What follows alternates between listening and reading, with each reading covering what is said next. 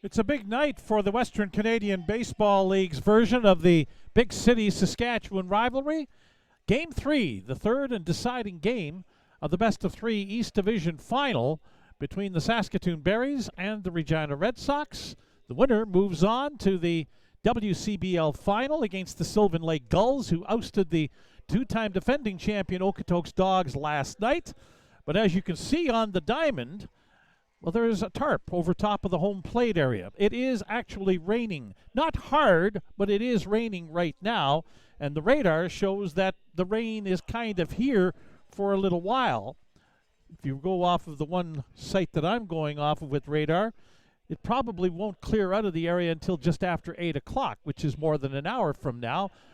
But right now, on the diamond, they're starting to introduce players. Nobody's going out onto the diamond just yet because this game is now in the hands of the umpires.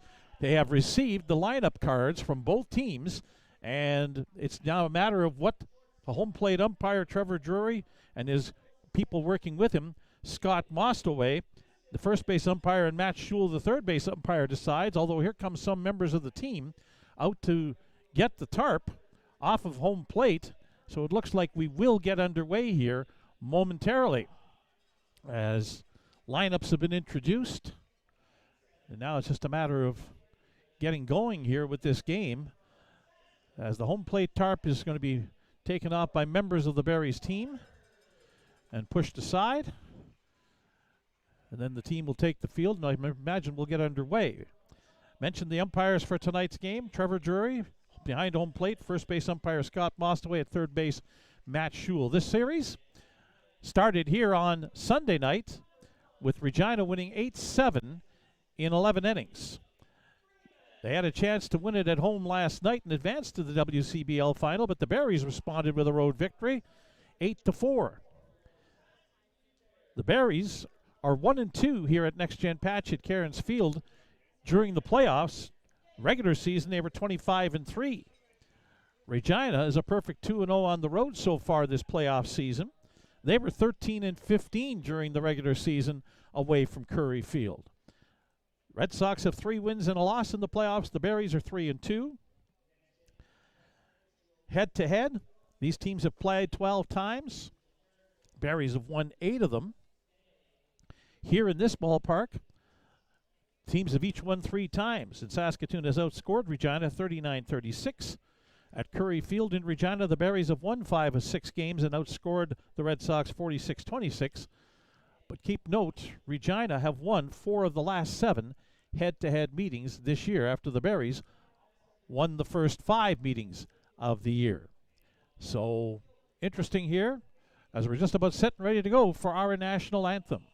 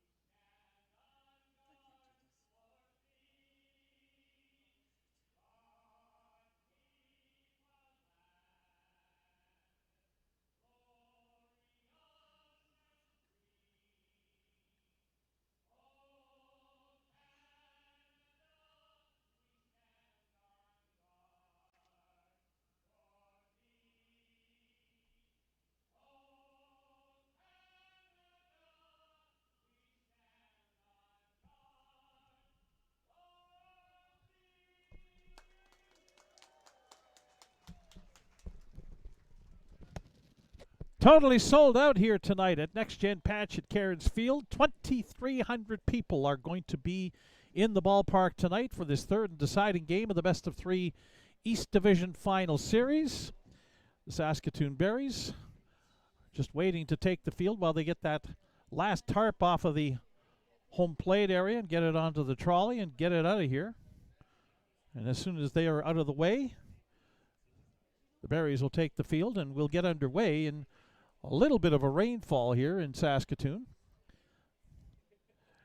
Defensively, when the Berries get out on the field, it'll be in the outfield from right to left, Ethan Murdoch in right field. The center fielder Carter Beck, and the left fielder is Jalen Freeman. Around the infield from left to right, the third baseman is Mason Rell, shortstop Nathan Houston, second baseman Abian Medina, and the first baseman is Ethan Menard. Balin Sorensen is the catcher, and the starting pitcher tonight for the Berries is Merrick Yeager. Merrick Yeager won Game 2 of the opening round series in Moose Jaw, pitching 6 innings, 5 innings, the first 5 of which were no hits.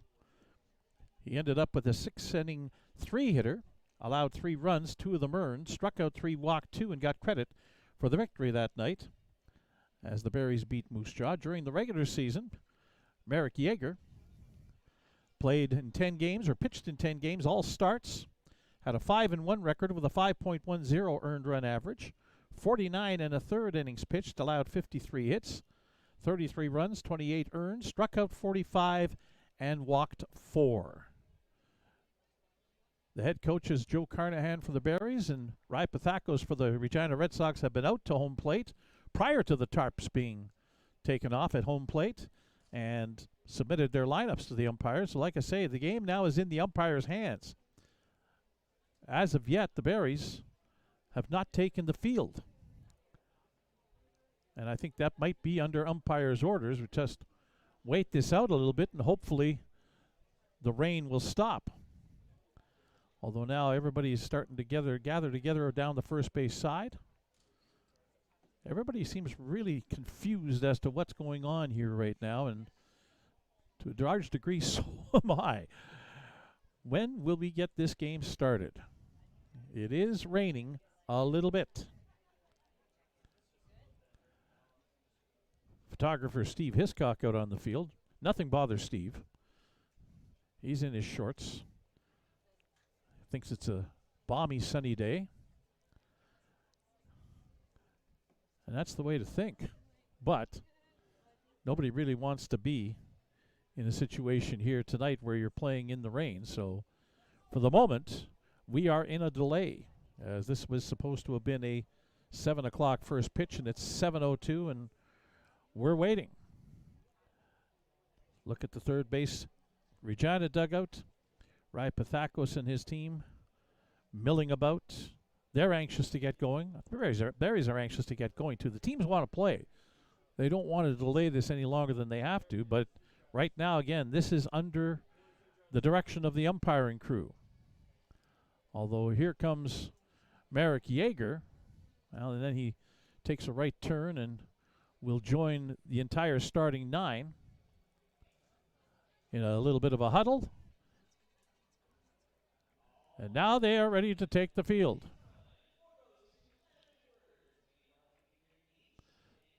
They say they're going to play ball.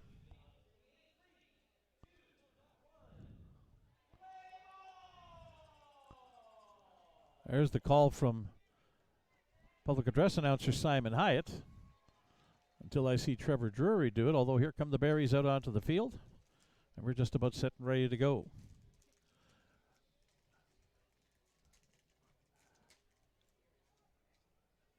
You can see that it's wet on the pavement in behind the screen behind home plate.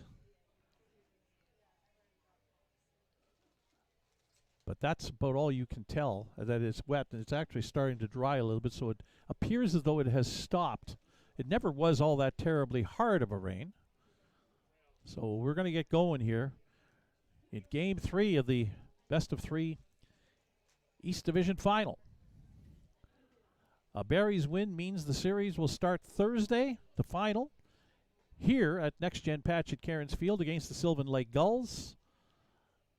And if Regina were to win, well, the series would start Thursday, but whether it starts in Regina or it starts in Sylvan Lake, that's another question. Do you go back and forth, or do you play the team that has home field advantage play away the first game and then play games 2 and 3 if necessary at home? That is an option that can be had, I'm understanding. The Berries apparently have opted, if they were to win tonight, to play Game 1 at home Thursday. Go to Sylvan Lake Friday for Game 2 and have Game 3, if necessary, on Saturday. But that's looking ahead a little bit too far afield because we still have to get this game over and done with and determine who wins the East Division Final. As here comes Raphael Jackson, the leadoff hitter for Regina, stepping into the left-hand batter's box, Merrick Yeager. Right-hand pitcher for the Saskatoon Berries, ready to deliver the opening pitch. Yeager from Munster, Saskatchewan, 6'3", 190-pound right-hander, coming off his rookie year at Hutchinson Community College. First pitch fouled off high onto the screen, and we are underway at 7:05 on Tuesday evening, August the 12th. 1 strike the count. Trevor Drury, the home plate umpire, took the mask off, looked back. Might have heard some thunder somewhere. 1 strike pitch. Jackson on the ground. That gets up the middle into center field for a base hit. Raphael Jackson with a big turn around first base. His 7th hit of the playoffs. Came into the game hitting .273 in the postseason, 6 for 22, now 7 for 23, so he's jumped that average just over 300. Now second baseman Zade Brannigan, 6 for 19 in the postseason, .316 average with 4 runs batted in. First pitch up high, ball 1. Brannigan, a late comer to the team. Played 15 games.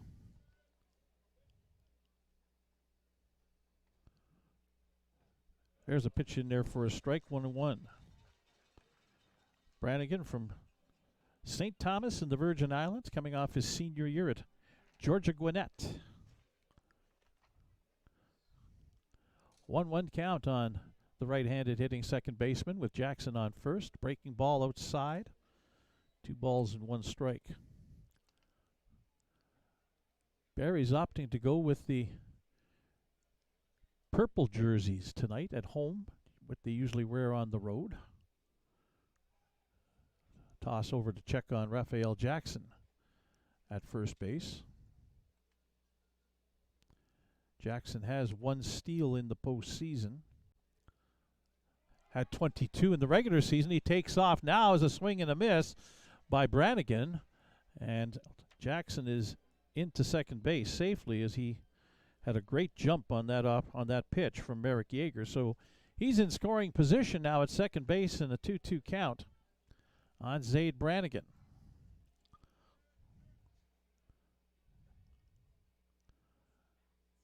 Yeager looking in for a sign from catcher Balin Sorensen. Now steps off.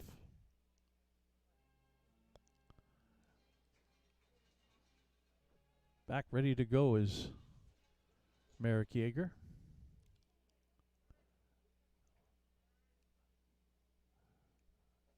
Two-two pitch, swing and a miss, strike 3. Slider down in the strike zone, and it moved down on Zade Brannigan, and he swung over the top of it for the first out. So now the shortstop Matthew Fox, who's 6 for 18 in the playoffs, has yet to drive in a run in 4 playoff games. Fox has scored 4 runs as well. Tall, lean, athletic-looking shortstop. First pitch, breaking ball down and away, ball 1. 6'4", 200-pound right-handed hitter, coming off his freshman year at Golden West Community College, a product of Huntington Beach, California. Jackson dancing around at second. Pitch is just outside to Fox. He's ahead in the count, 2-0, with catcher Brady Bye on deck. Bye had been doing the DHing in the first couple of games, but he's behind the plate tonight to catch Chris Spry, who's the starting pitcher for Regina. 2-0 count, taken, and a strike, 2-1.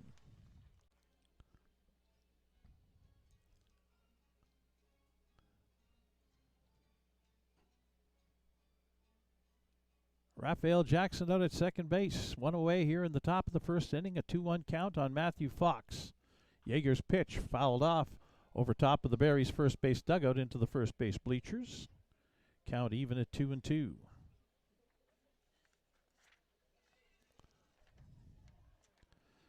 Regina is a team hitting .306 in the playoffs. They also hit that exact figure, .306, during the regular season as a team. So consistency for Pathakos' group. 2-2 pitch. Slow roller towards short. Up with it is Mason Rell. The high throw flagged down by Ethan Menard. That's the second out as Jackson does not advance on the slow roller. Looked like Nathan Houston was going to take the ball, but Rell cut in front of him, figuring he had the better chance to make something happen. Might have been a bit of a cross-body throw for Houston, whereas for Rell, moving to his left, he was able to turn the shoulders and get a good amount on the throw. So here's Brady Bye now, the catcher. 7 for 19 in the playoffs, hitting .368 with 5 runs batted in against Merrick Yeager. First pitch popped up. Foul territory. Coming over is Mason Rell. That is just into the third base bleachers. Strike one.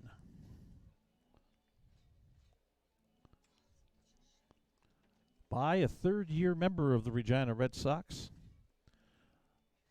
He is a hometown boy. Regina, Saskatchewan, 6 foot, 200 pound. Coming off his junior year at Point University. 1 strike count on Brady Bye. Yeager delivers. High in the strike zone. Strike 2. Bye turned away out of the batter's box and shook his head. I don't think he was shaking his head and disagreeing with the home plate umpire's call. I think it was more disgust that he didn't maybe try and take a swing at that. Yeager way ahead. 2 strikes in the count with 2 away here in the top of the first. Popped up foul, out of play again over top of the third base bleachers and into the parking lot area. 2 strikes, 2 outs. Top of the first. Threatening weather as far as rain goes. Not supposed to really be bad rain or thunderstorms until later tonight, as Bye again fouls a pitch off over top of the third base bleachers and into the parking lot. Count holds at 2 strikes. At least that's what Environment Canada said. Partly cloudy with a 30% chance of showers late this evening and overnight with the risk of a thunderstorm. It's not late evening, as there's a pitch up high, 1-2. At game time, at the airport, a few kilometers north of here, mostly cloudy skies, 22 degrees Celsius, 72 Fahrenheit, south-southwest wind at 7 kilometers an hour. No real factor there. As here's a 1-2 pitch to Bye. Line drive, it'll get past Ethan Menard into right field, a base hit. Raphael Jackson around third will come in to score, and Regina will open the scoring here in the top for the first inning on Brady Bye's line single into right field. That brings home his 6th run batted in and the opening run of the ball game.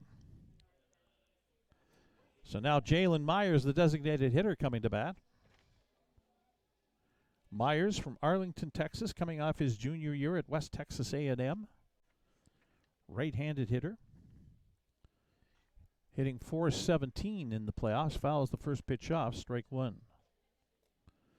5 hits and 12 at-bats. And 3 runs batted in for Jalen Myers.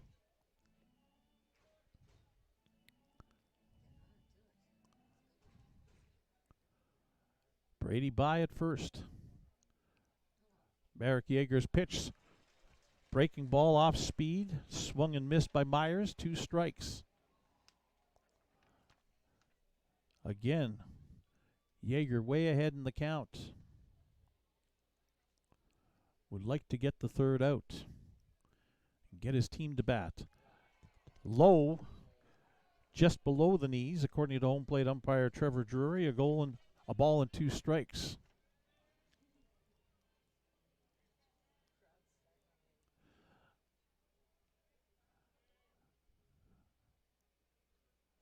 1-2 pitch.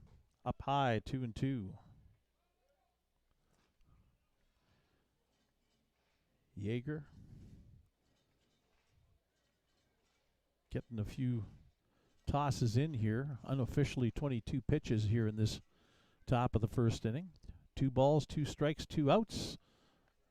And that one's fouled and hits one of the poles that hold up the screen here at Next Gen Patch at Cairns Field. Count holds at 2-2 to Jalen Myers.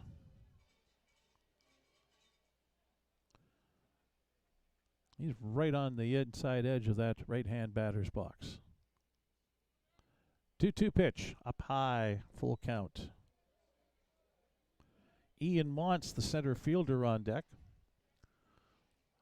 Montz has had a power bat so far in this series. The Berries would like to stay away from that if they all possible here in the top of the first, as By takes off, popped up in the air in the infield. Ethan Menard, the first baseman, coming in towards the pitching mound just before the pitching mound makes the catch for the third out.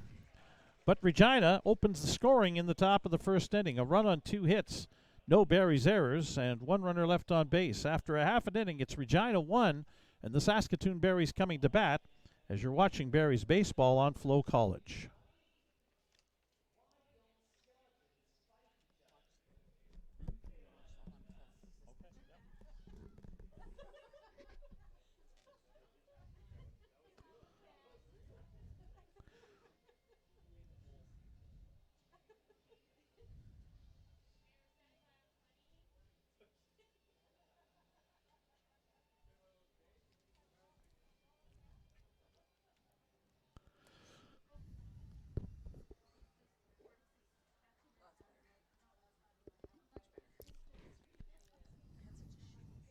Mm-hmm.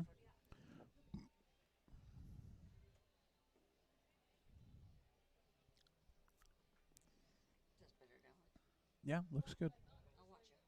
Okay.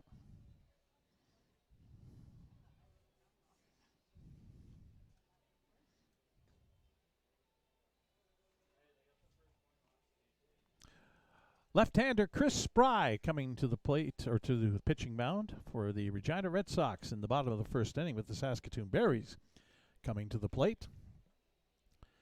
Spry won his initial start and only start of the postseason back last Thursday in Medicine Hat. That was the game clinching, or the series clinching win, as Regina took 2 straight games from Medicine Hat. That game was at Curry Field, I should say. Spry pitched 6 innings that night at Curry Field, gave up 9 hits, 4 runs, 3 of them earned, struck out 7 and walked 2. In the regular season, Spry appeared in 7 games, made 5 starts, had a shutout. It was against the Berries here.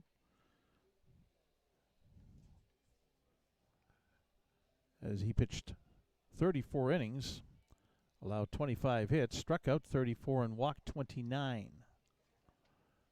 Chris Spry, left-hander from Skiatook, Oklahoma, coming off his senior year at Rogers State. 6'2", 210-pound left-hander.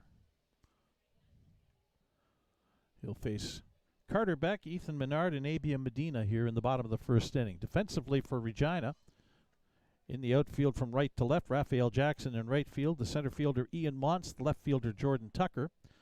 Infield from left to right, Justin Samard is at third base tonight. Shortstop, Matthew Fox. Zaid Brannigan at second base. And James Wright is the first baseman. Brady By is the catcher. And Chris Spry, the pitcher, as Carter Beck makes his way towards the plate. Left-handed hitter out of Carnduff, Saskatchewan. Beck, 12 for 28 in the playoffs, hitting .429, 2 home runs and 9 RBI.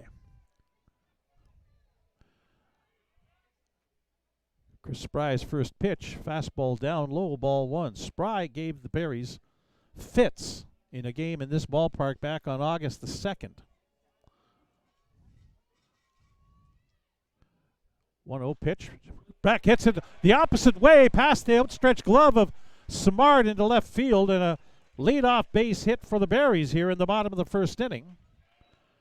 Spry on that occasion, on August the 2nd, went the distance. Pitched 9 innings, allowed 4 hits, 2 runs, both earned, struck out 5 and walked 3. He also pitched here in Saskatoon on June 25th. Did not get a decision in a 6-5 Berries win. Pitched 5 innings, allowed 4 runs, 2 earns on 3 hits, struck out 10 and walked 6. So he's kind of all over the map. Left-handed pitcher, first pitch, breaking ball on the outside corner, strike to Ethan Menard. 6 for 25 for Menard.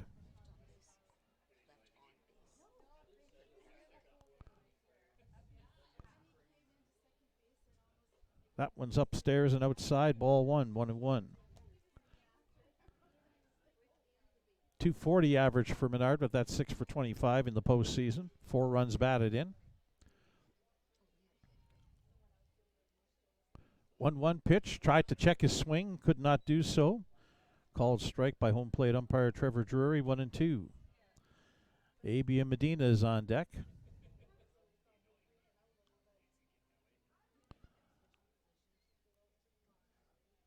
Spry's 1-2 pitch as Beck takes off in the dirt. Throw down by Brady By and stolen base for Carter Beck. 2-2 the count on Ethan Menard as Beck is in scoring position. For Carter Beck, that is postseason stolen base number 3. 2-2 pitch, Menard fouls it up over the first base bleachers and out of play. Count holds at 2-2. Beck in the regular season had 13 stolen bases. He's on second with nobody out here in the bottom of the first inning. 2-2 pitch to Menard. He fouls it off again up into the screen. 2-2 the count. Of course, Ethan Menard had a spectacular regular season. Number 3 in league hitting at .392. Tied for second in home runs with 12 and had 39 RBI. He'll get a bat on this one, send it into right field. Jackson giving chase down the right field line. He'll make the catch in the corner. Beck will make his way down to third base for the first out. So the Berries are 90 feet away from tying the ball game as Menard put a charge into that one down the right field line, but just a little bit too much under it. And Jackson, good speed in right field, able to chase it down and catch the ball right on the foul line, just on the warning track, about 330 feet away. It's 335 down the lines here at Next Gen Patch Cairns Field as A.B. Medina swings and misses at the first pitch. Actually, it's a foul ball. He got a piece of it according to home plate umpire Trevor Drury, so a foul tip, strike 1. Red Sox up 1-0. Infielders first and third playing in. And the middle infielders, Fox at short, Brannigan at second. As that patch gets away from By, and Beck will come in and score the tying run. Well, now you don't have to worry about where the infielders play. They can go back to playing their normal positions, as they would be. 1-1 the count. Do we call that a wild pitch? It is a wild pitch on Chris Spry that brings Carter Beck home, ties the game up at 1-1. The beauty of broadcasting here is that I got the official scorers right beside me. Low and away from Spry to Medina, 2-1. A.B. Medina hitting .458 in the playoffs. 11 hits in 24 at-bats with 4 runs batted in. That one off the glove of By. Inside, 3-1. Mentioned Regina hitting .306 as a team in the playoffs. The Berries hitting .329 as a team in the playoffs. Best amongst any team in the postseason. 3-1 pitch. Medina fouls it back and over top of the third base bleachers and into the plaza area, not out of the ballpark boundary. Full count, 3-2 on the second baseman from Ponce, Puerto Rico.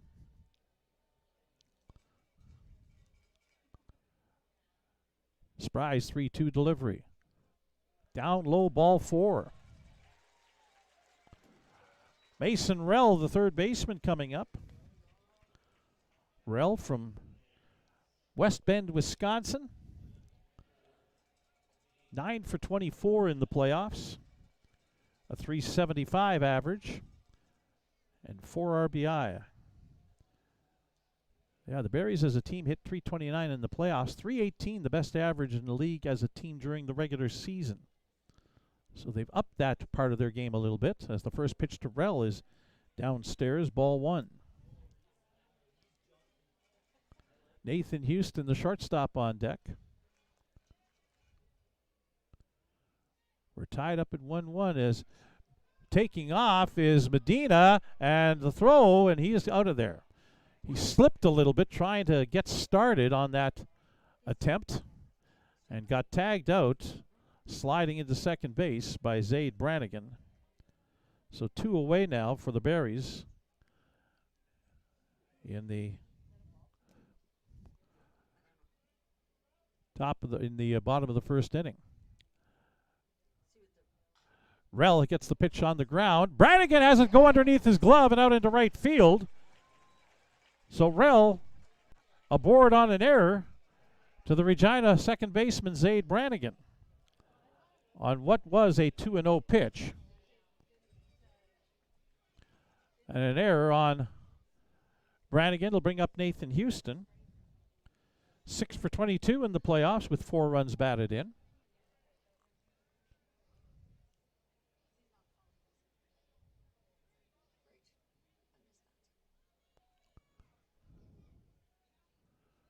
Chris Spry hasn't to deal with an extra out. As Houston lifts this one into shallow right center field. Jackson coming on and will make the catch. Raphael Jackson is fast out there. He covers a lot of ground as he did there just now. And the Berries are done in the bottom of the first inning. A run on a hit, 1 Regina error, 1 runner left on base. After 1 inning, it is Saskatoon 1, Regina 1, as you're watching Berries baseball on FloCollege.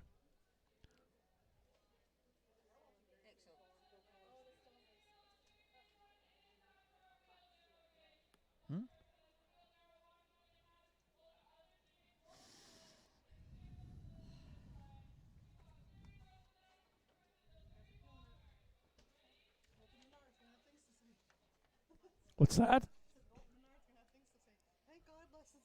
Yeah.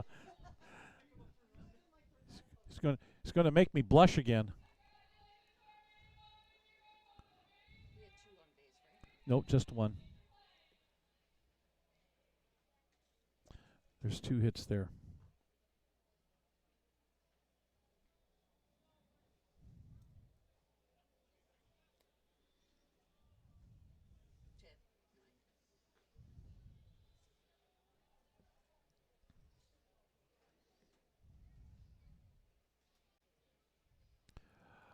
Top of the second inning.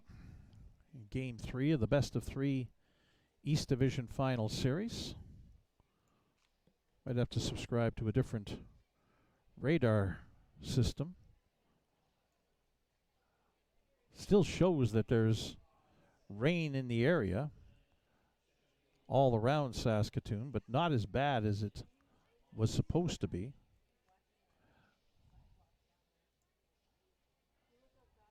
Looks like it's gone by the time we get out of the bottom of the hour, which we're just about at. But here, first pitch to Ian Montz is in for a strike. Montz, the center fielder, the number 6 hitter for Regina. James Wright, the first baseman, and then Justin Simard, the third baseman for the Red Sox. 1 strike pitch. Montz hard on the ground. Big hop, but Medina stays with it off his body and is able to throw him out at first base. 1 away. He'll bring up first baseman James Wright, who's shown a power bat so far in this series. Had a home run last night. 2 of them in the playoffs with 6 runs batted in. And hitting .444. First pitch swinging. A 2-hopper to third base. Mason Rell throw across the diamond. Plenty of time for the second out.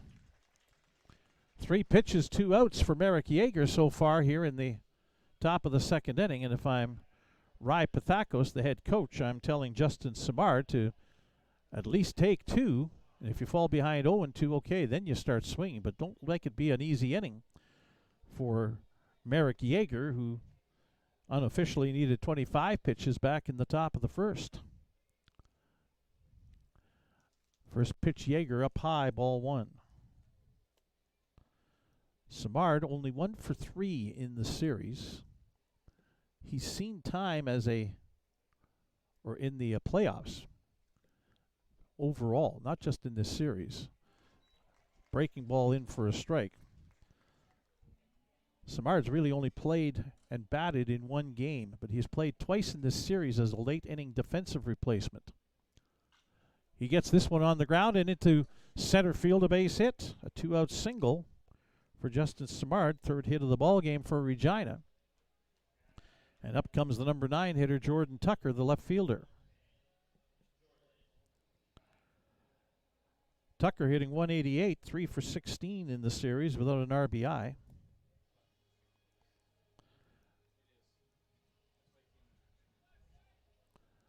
And again, that's in the playoffs, not in this series. .188 for the entire playoffs, 4 games worth for Regina. At first base, it's Justin Simard. Tucker, check swing foul off, strike 1.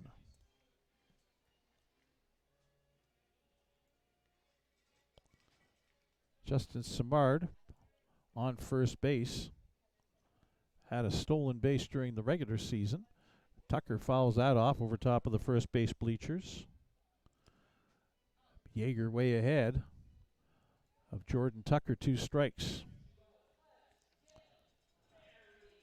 Tucker from Detroit Lakes, Minnesota, coming off his sophomore year at Rogers State. Merrick Yeager's 2-strike pitch on the ground, back up the middle, but Medina is there behind second and will touch the bag to retire the side. For the Regina Red Sox in the top of the second inning, no runs on 1 hit. There were no Barry's errors and 1 runner left on base. After an inning and a half, it is Saskatoon 1, Regina 1. You're watching Barry's Baseball on FloCollege.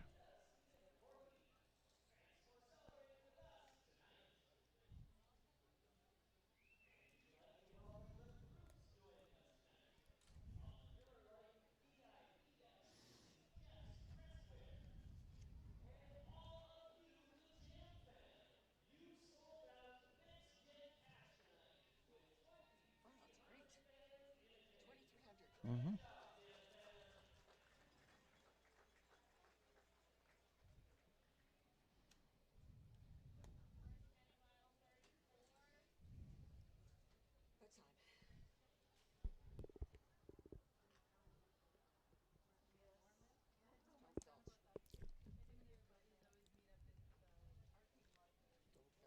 Hmm? Mm.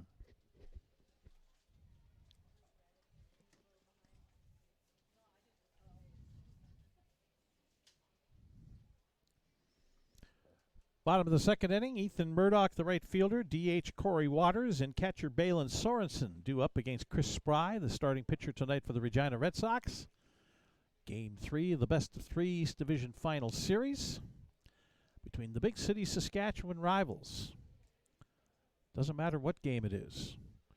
It could be hockey, it'd be the Blades against the Pats. It could be junior football, it could be the Hilltops against the Thunder. It could be university football or any kind of university sports, although there's a name difference when it comes to university football. They're the Rams in Regina, the former junior team, and became a football team in the Canada West Conference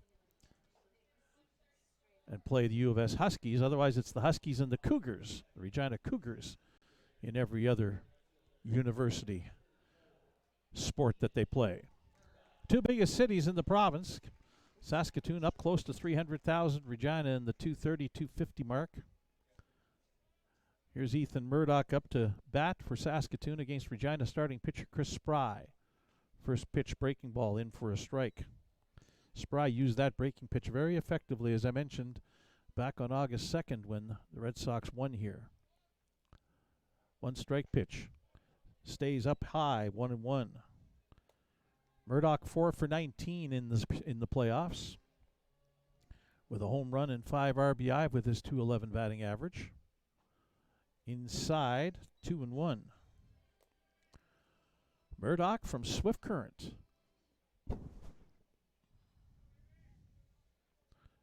2-1 pitch. Inside again, 3-1. DH Corey Waters on deck. 3-1 pitch. Murdoch trying to loop it over the top of the head of the shortstop Matthew Fox, but cannot do it. A little line drive and one away. Corey Waters to the plate, the DH. Saskatoon product. One of a few that the Berries have on their roster. You got Adam Beeman, Carter Kopp, Colin Plain, Corey Waters, Jackson Hodgson. Called strike on Corey. So there's 5 Saskatoonians on the roster. Throwing a few more Saskatchewan kids. That pitch outside from Spry to Waters, 1-1. Other Saskatchewan guys, you got Dallin Rood in the bullpen from Munster. The starting pitcher tonight, Merrick Yeager from Munster. Breaking ball in for a strike, 1-2 on Waters, who's 8 for 25 in the playoffs with 7 runs batted in, hitting .320.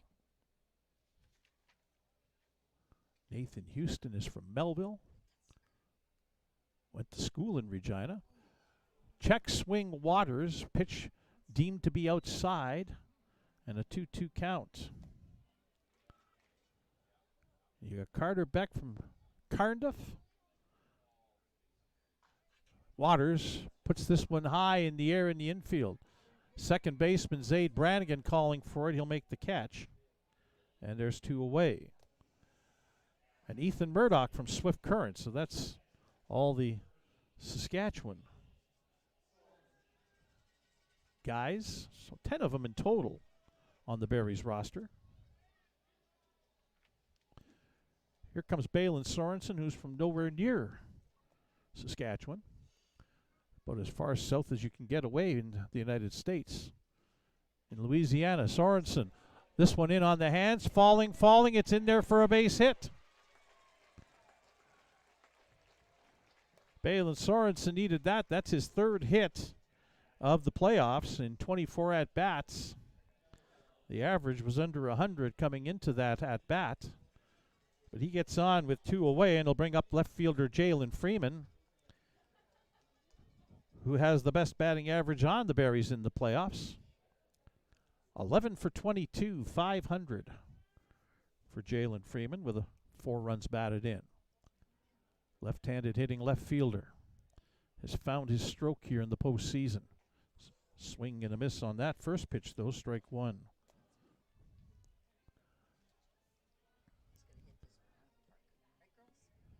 Sorensen has a stolen base in the postseason. Berries, as a team, with the stolen base by Carter Beck in the first inning, have 20 steals. Far and away the lead in the playoffs as Freeman calls time. Steps out of the batter's box. Spry glaring over at Balin Sorensen. Swing and a miss on a high fastball, 2 strikes.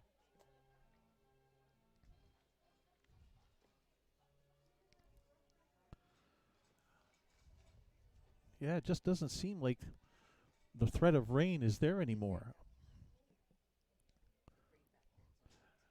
Sorensen takes off, but a swing and a miss. Strike 3 doesn't matter. Strikeout number 1 of the ball game for Chris Spry, and the Berries are done in the bottom of the 2nd inning. No runs, 1 hit, no Regina errors, 1 runner left on base. After 2, they're still tied at 1-1. Saskatoon and Regina.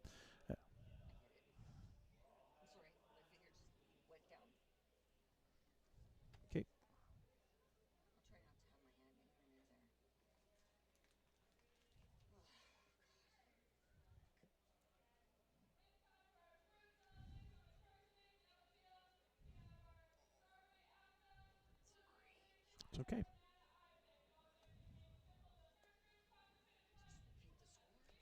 Mm-hmm.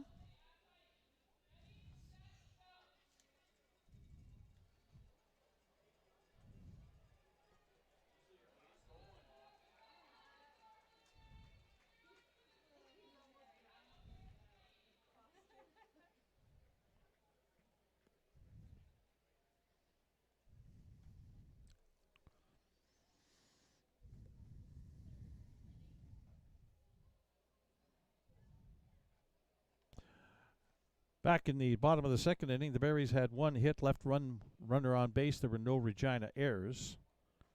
So we're tied up at 1-1 after 2 innings of play. And Merrick Yeager for the Berries, the starting pitcher, back out for the top of the third inning. And he'll face the top of the Regina order again. Right fielder Raphael Jackson, second baseman Zaid Brannigan, and shortstop Matthew Fox. Jackson singled, stole a base, and came home on a Brady Bye single in the top of the first inning. Jackson's hit gives him a 7-game hitting streak, playoffs and regular season combined, during which he's 12 for 26. Thank goodness I have that calculator on my laptop. I can tell you that's a 462 average for Raphael Jackson, during which he has a home run and 5 RBI.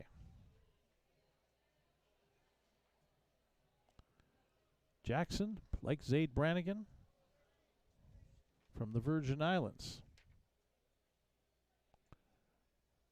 Yeager's first pitch up high, ball 1. Raphael Jackson coming off his senior year at Point University. Merrick Yeager kicks and delivers. That's on the outside corner for a strike.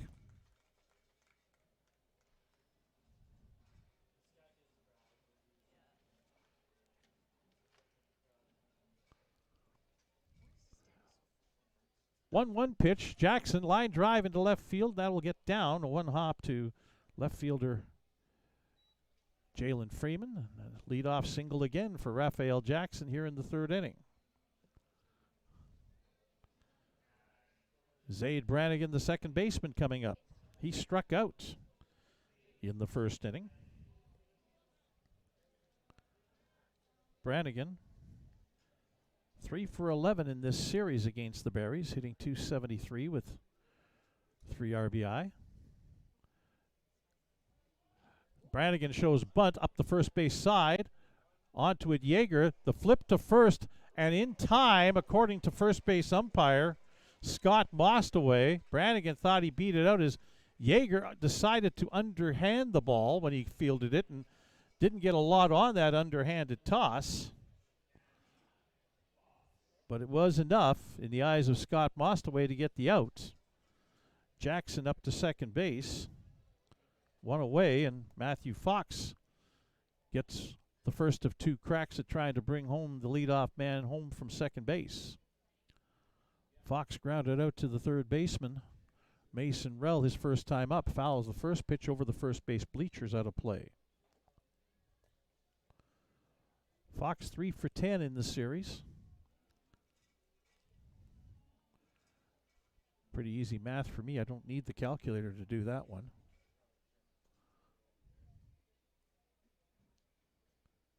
Merrick Yeager looking behind. Abian Medina trying to keep Jackson close at second.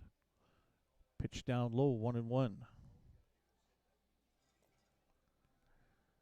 Catcher Brady Bye on deck. He was the one who drove in Raphael Jackson with the first inning single. Regina threatening again here in the third inning. A 1-1 count on Fox. Inside, 2-1. Just inside. Bale and Sorensen tried to frame it. Probably moved the glove in just a touch after receiving the ball, trying to sell it, but Trevor Drury was not biting. 2-1 the count. Check swing. They'll appeal, and Scott Mostaway has not said anything. Now they'll appeal, and Mostaway says no strike. So it's a 3-1 count on Matthew Fox. Fox with a check swing. And again, where the umpire is positioned, there's nobody down the first base line. There's only a 3-man umpiring crew. 3-1 pitch. Fox hits it down the line, but just foul. And so it is a full count now on Matthew Fox.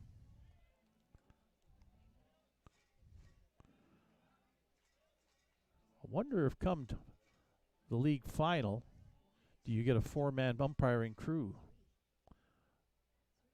You get 3 throughout the season and into the playoffs, but maybe for the league final against Sylvan Lake, for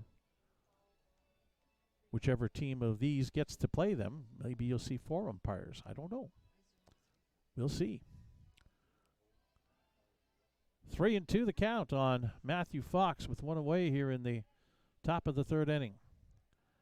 Marek Yeager set to deliver. That one is outside, ball 4. And now the umpires behind home plate in the diamond seating section starting to let home plate umpire Trevor Drury know that they're not happy with him. A little more vociferously than they have already tonight. First and second with 1 away, Brady Bye, who has the RBI. 4 for 11 in the series. 364 average, and 2 runs batted in. Nathan Houston now the shortstop, trying to create a distraction as a change-up swung on and missed by Bye for strike 1. DH Jalen Myers on deck.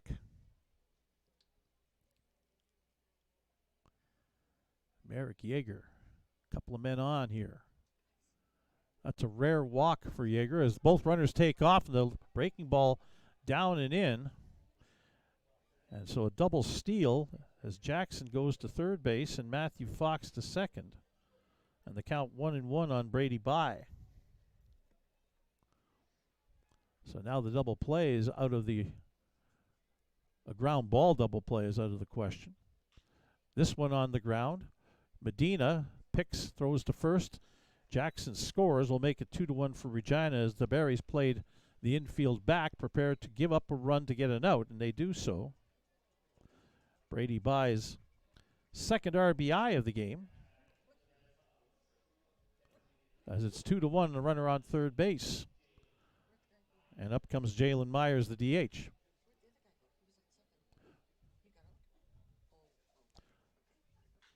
Now Myers hits it hard up the middle. That'll get through past the diving shortstop Nathan Houston into center field. In to score is Matthew Fox, and it's 3-0. Sorry, 3-1. Myers with his third RBI of the series and 4th of the playoffs.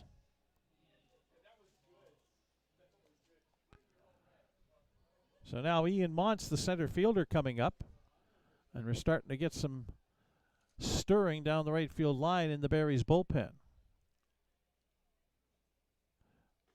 Swing and a miss on the changeup from Yeager. Strike 1 to Ian Montz, who grounded out to second baseman Medina back in the 2nd inning.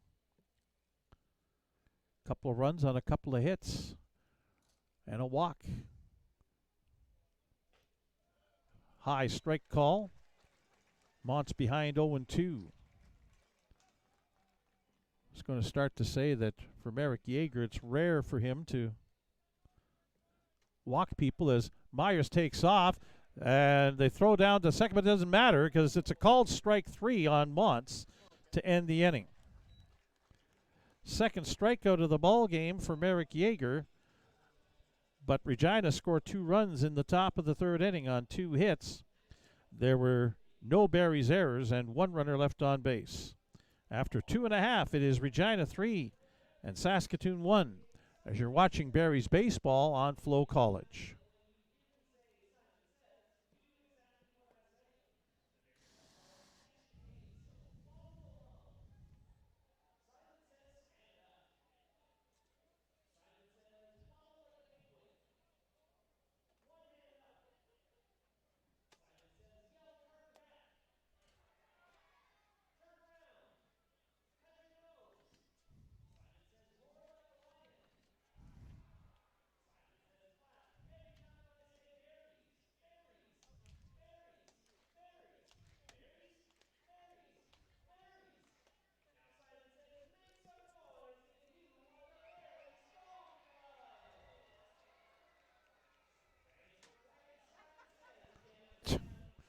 ended up in the dugout. Well, the thing they were trying to give away, it ended up in the dugout. They threw it, and it was like a boomerang.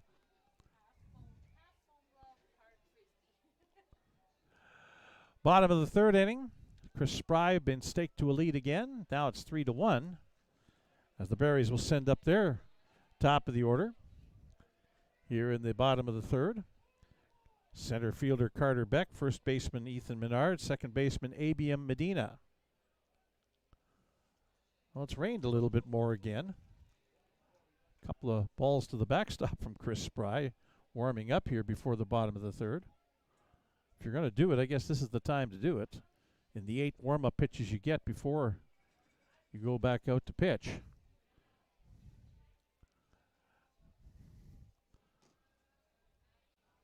Spry, unofficially through a couple of innings of work, has thrown 33 pitches. A strikeout and a walk so far, and an unearned run allowed. Sorry, an earned run allowed. There was an error, though, in the first inning. Didn't result in anything. Carter Beck singled, stole a base, and came in on a wild pitch. Back in the bottom of the first.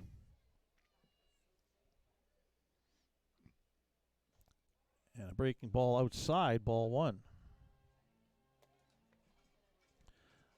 That hit in the first inning upped Carter Beck's hitting streak to 8 games, playoffs and regular season included. This one chopped up the middle. Zaid Brannigan bobbles, throws to first, not in time. Beck is on base, so we're going to give him a base hit on that. Even with the little bit of a bobble, I don't think, even if he fields it cleanly, he would have gotten Carter Beck. So a leadoff man on here in the bottom of the third, and here's Ethan Menard, who hit a long fly ball to right field, a slicing fly ball that was caught on the foul line by Raphael Jackson.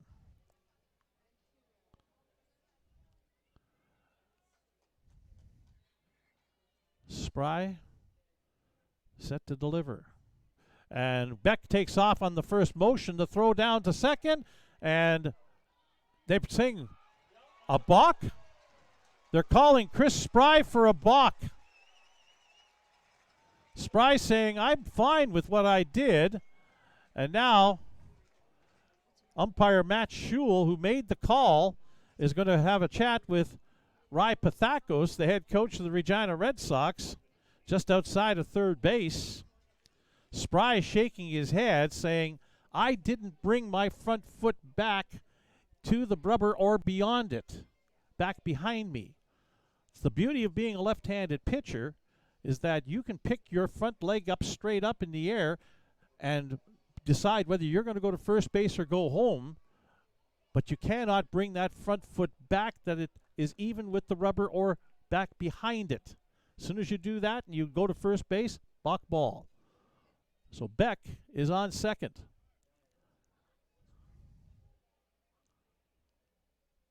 And Menard shows bunt. Spry will field it and throw him out, but Beck now ends up on third. I think Ethan was trying to bunt for a base hit as Spry, a left-hander, falling towards third base with his delivery, but he was able to recover quickly. Still give Menard a sacrifice as he moves the runner to third, 90 feet from scoring, and ABM Medina up now. 3 of the Regina infielders. Now Brannigan will back off. First and third are even with their bags. Medina hits a fly ball into left field. Jordan Tucker started in, now goes back, makes the catch. Beck will tag up and make his way home, and it's 3-2. So a single, a balk, a sacrifice bunt, and a sacrifice fly. ABM Medina's 5th run batted in of the playoffs. Makes it 3-2 and brings up Mason Rell, who reached on an error by Zaid Brannigan back in the first inning. Barry's cleanup hitter.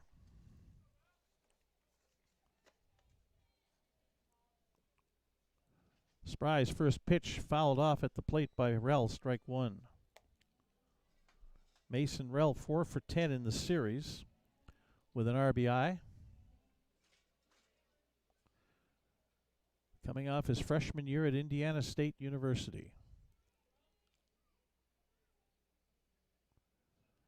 Chris Spry's one strike pitch. Line drive right field. Jackson tried to come in but realized he didn't have a chance to catch it. It falls in, one hops to him for a base hit.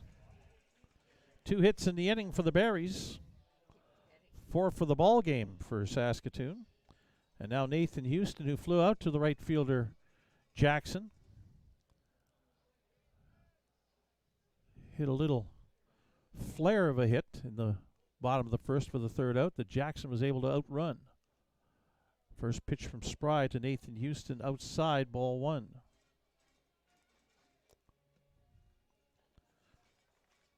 Houston again went to high school at Martin Collegiate in Regina. He's from Melville as the ball gets away from Brady By on an inside pitch, and Rell advances to scoring position on the pass ball. 2-0 the count. Ethan Murdoch, the right fielder, on deck. Houston 4 for 11 in the series, 364 with 3 runs batted in. 2-0 pitch, and it gets away from By again to the backstop. Rell comes down to third and makes a big turn, but it's a 3-0 count now on Nathan Houston with 2 away. Pass ball again, or wild pitch, calling it a pass ball again. So Brady By having some difficulties behind the plate. A wild pitch, a couple of pass balls. 3-0 to Houston, who shows bunt and takes a strike on the inside corner, 3-1. Nathan Houston has the count in his favor here. Spry has to come in with a strike, and he'll foul that off on a slow breaking curveball. Hit it towards the Regina Red Sox third base dugout, so it's full again. 2 away here in the bottom of the third. Berries with a run in and a runner on third.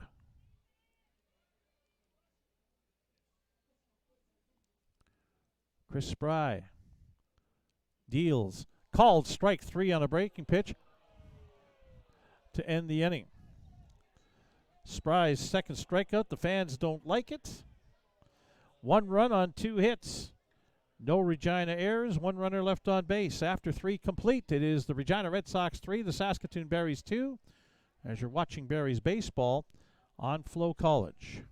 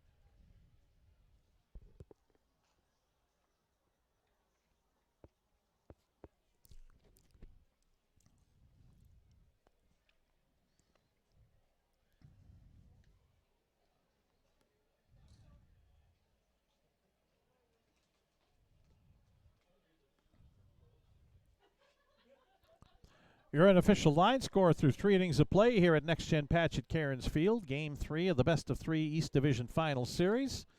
The Regina Red Sox have 3 runs on 5 hits. They've committed 1 error. They've left 3 runners on base. The Saskatoon Berries have 2 runs on 4 hits. They have yet to commit an error and have left 3 runners on base. Bottom third of the Regina batting order coming up against Merrick Yeager here in the top of the 4th inning. First baseman James Wright, third baseman Justin Simard, and left fielder Jordan Tucker. Merrick Yeager back on the mound for Saskatoon. First pitch to Hopper, and a bad second hop off the tip of the glove of Mason Rell into left field. And it'll be an error on Mason Rell that allows Regina to get their leadoff man on. So there is the first error of the night for the Berries. Right on base, Justin Simard singled his first time up back in the 2nd inning in his first plate appearance of this series. Right-handed hitter from Ladera Ranch, California. Yeager with a toss over to first. Ethan Menard, the first baseman, had come off the bag expecting a pitch and quickly had to recover to make sure. Simard showing bunt. Now swings away up the middle. Right to Nathan Houston at the bag at second. To throw to first. Plenty of time, a double play.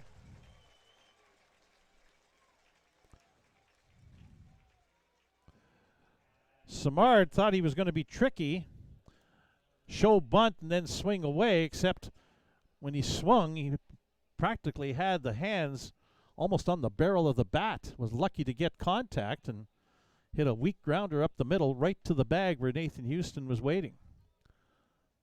So now Jordan Tucker, a fastball on the inside corner for a strike.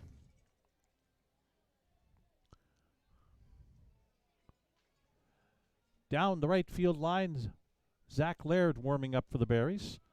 Pitch just low, ball 1-1 to Jordan Tucker, who's 2 for 10 in this series after grounding into an inning-ending fielder's choice in the second inning. 1-1 pitch. Again down low, according to Trevor Drury, and the fans behind home plate not happy with the strike zone, saying that those pitches should be called strikes at the knees, and Drury saying they're below the knees. Swing and a miss at a high fastball. 2-2 the count. Raphael Jackson, the leadoff hitter for Regina, who's been on base twice with singles and scored twice, is on deck. 2-2, swing and a miss, strike 3. Strikeout number 3 for Yeager. It turns into a 1-2-3. Bottom of the fourth inning for Regina. No runs, no hits. Nobody left on base, but there was one Saskatoon Berries error erased by a double play. After 3.5, it's Regina 3, Saskatoon 2. You're watching Berries baseball on FloCollege.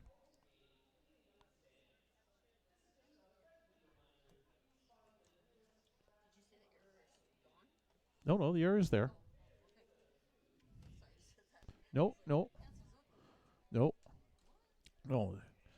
fact that he made it on with the error, but it didn't matter because the double play took him out, so.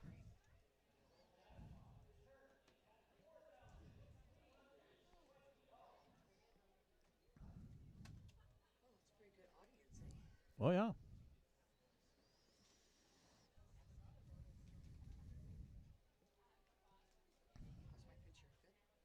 Yeah. Yeah.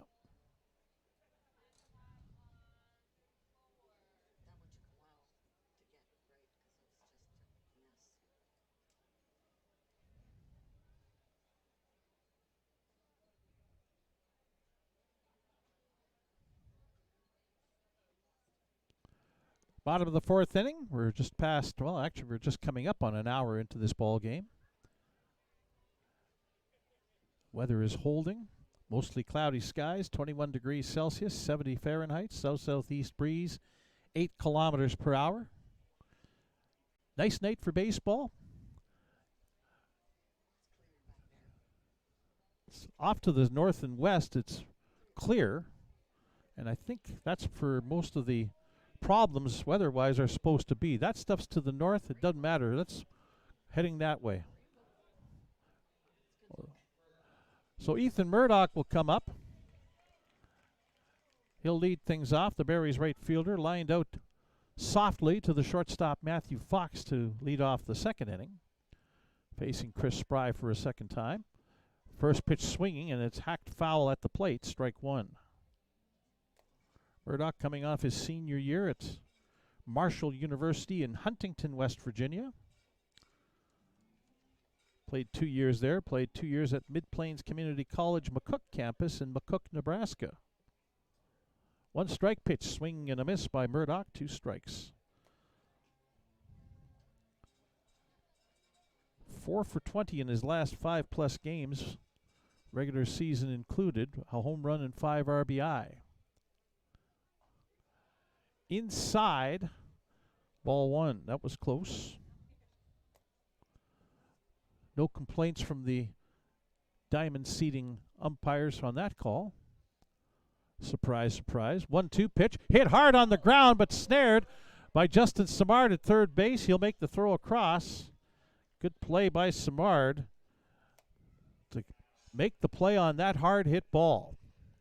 One away. Corey Waters popped up to second baseman Zaid Brannigan his first time up. Waters 3 for 11 in the series, .273 average with 2 RBI. Chris Spry's first pitch, breaking ball in for a strike. Speaking of McCook Community College in McCook, Nebraska, Corey Waters has attended there the last 2 years. Hits this one on the ground. Brannigan fields it, throws on to first in time for the second out. 2 away here in the bottom of the fourth. Balin Sorensen with a single his first time up. His first hit of the series. His team trailing 3-2 in Game 3 of the best of 3 East Division Final. Zach Laird throwing down the right field line. Nobody in the Regina bullpen. Hit down the line and foul, says third base umpire Matt Schul. Strike one on Balin Sorensen.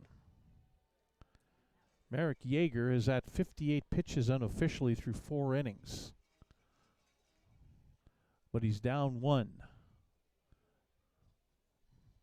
And the third time around for the Regina Red Sox, leading off the 5th inning. So we'll see if he comes back out. Up high to Sorensen, 1-1. Left fielder Jalen Freeman on deck.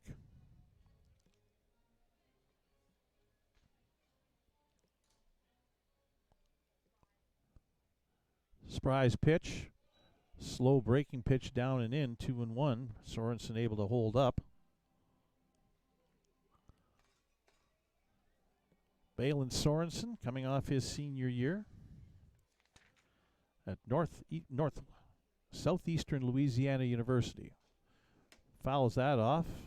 Foul tip. 2-2 the count. Sorensen played at Northwestern State University in Natchitoches, Louisiana for his first 2 years. 2-2 pitch, swing and a miss, strike 3. Third strikeout of the night for Chris Spry, and he gets a 1-2-3, bottom of the 4th inning. No runs, no hits. No Regina errors, nobody left on base. After 4, Regina 3, Saskatoon 2, as you're watching Barry's baseball on FloCollege.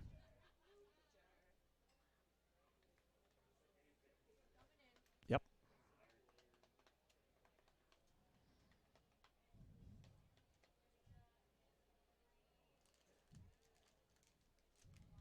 I'm good, thanks.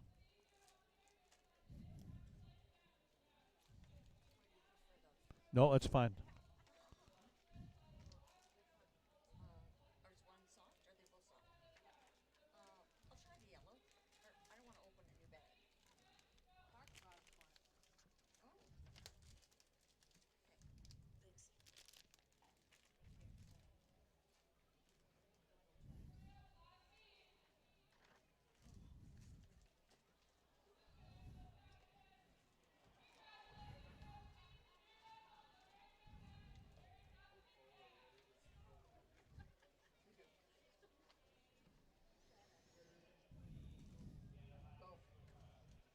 So we come up here in the top of the 5th inning, and we do have a pitching change for the Saskatoon Berries.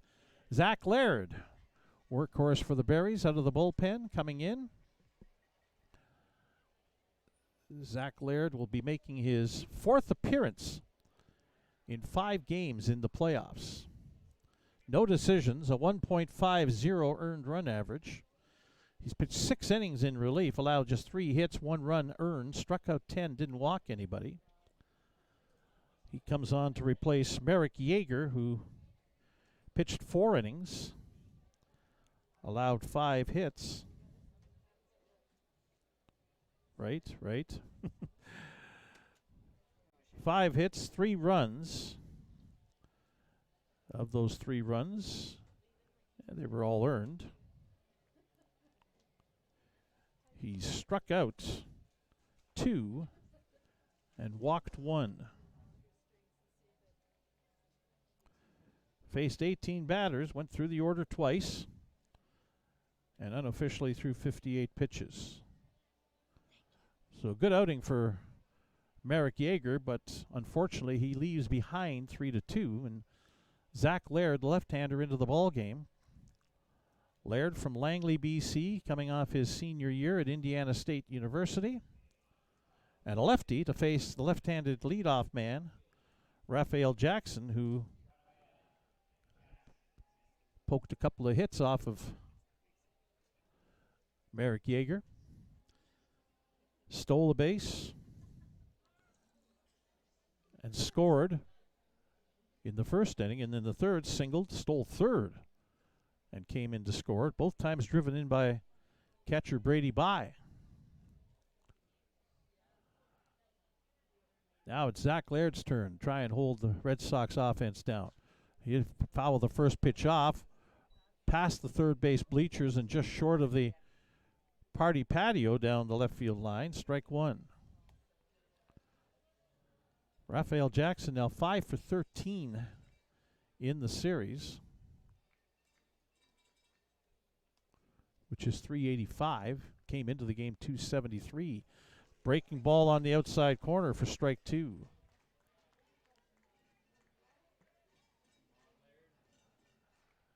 Jackson has 8 hits in the playoffs and 8 runs scored as he calls time.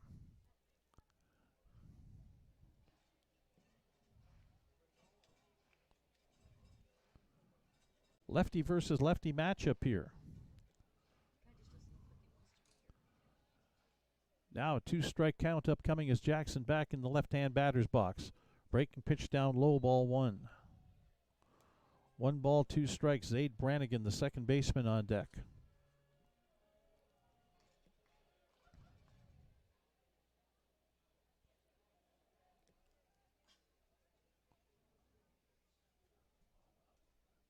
Laird delivers 1-2, fouled up the first baseline.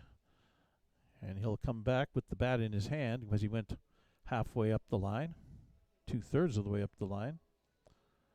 Big smile on his face as he wanders back to the left-hand batter's box. The count staying at 1-2. Had a little chuckle with Barry's pitcher, Zach Laird, about what was going on.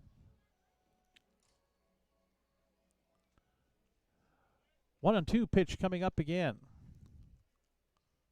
That's high and had Jackson bailing out all the way to the backstop. 2 balls, 2 strikes. Laird put a little extra zip on that one and got away from him a little bit. 2-2 the count.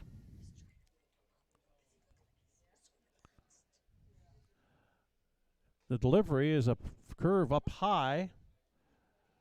Jackson again backpedaling out of the batter's box, even though that one curved high over top of the plate. Full count.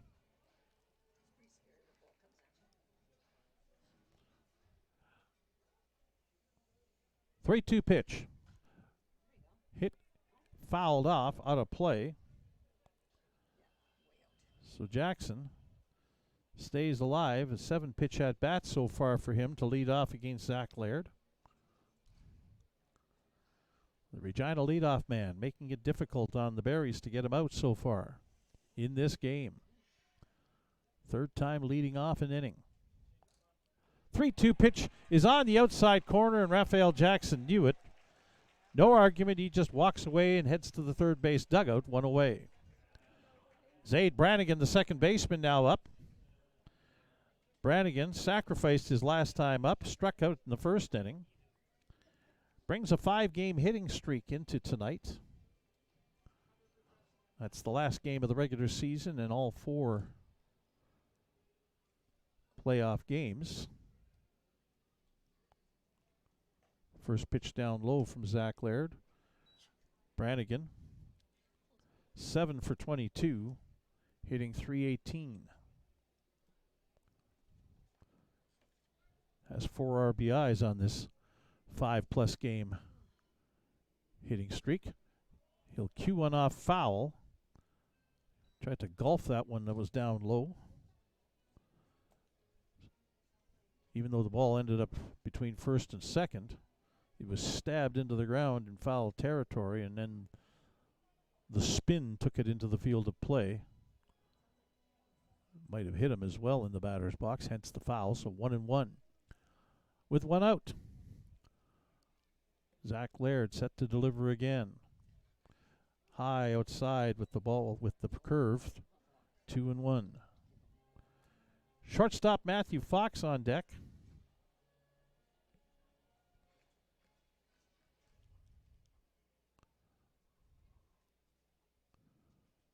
Zade Brannigan at the dish right now. 2-1 pitch is down low, and it's ball 3.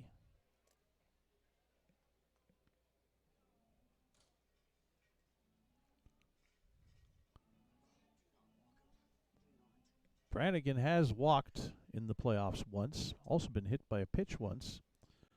That was in this series here in game 1. 3-1 pitch, hit hard on the ground. That'll get through to the left field for a base hit in between the shortstop Nathan Houston and third baseman Mason Rell. Hit number 6 of the night for the Regina Red Sox. 1 away, and Matthew Fox, the shortstop. Grounded out to third base in the first inning. Then in the third, he walked, stole a base, and scored on a Jalen Myers single. It was that run scored by Fox that's the difference in this game right now at 3-2, as quickly up is Noah McCombs to start throwing down the right field line in the Berries bullpen. Fox, first pitch swinging, fouls it right back straight to the screen. Strike 1. Fox came into tonight with hits in 9 of his last 10 games.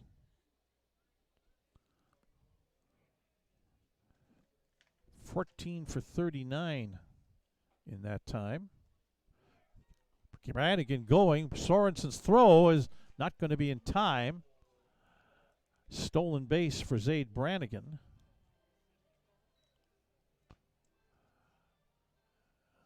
And it's 2 strikes. Well, now they're awarding him first base. Hold on. What's the count, he was asking. 1 ball and 2 strikes, yes.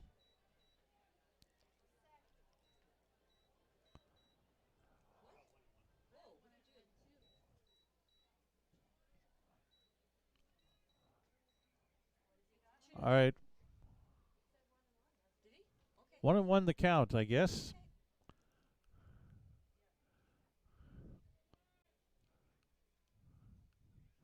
At second, Zade Brannigan in scoring position. Fox hits it hard on the ground. Houston takes it, throws on over to short, or to first in time. Brannigan advances over to third. 2 away, a hard hit ball, but taken before the second hop. In shortstop by Nathan Houston. And there's 2 away. So now Brady by the hitter.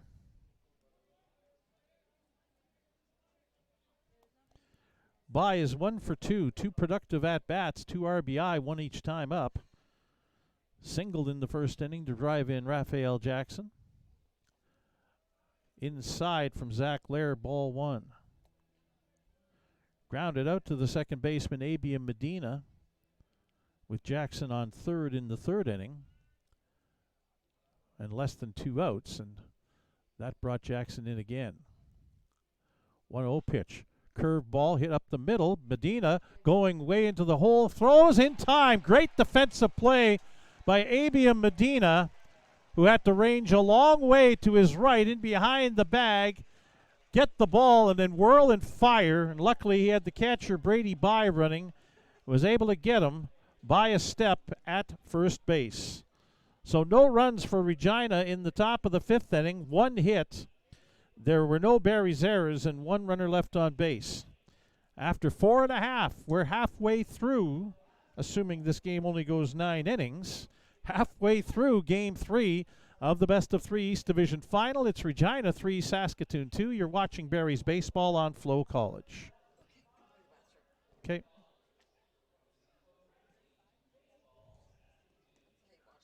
Mm-hmm.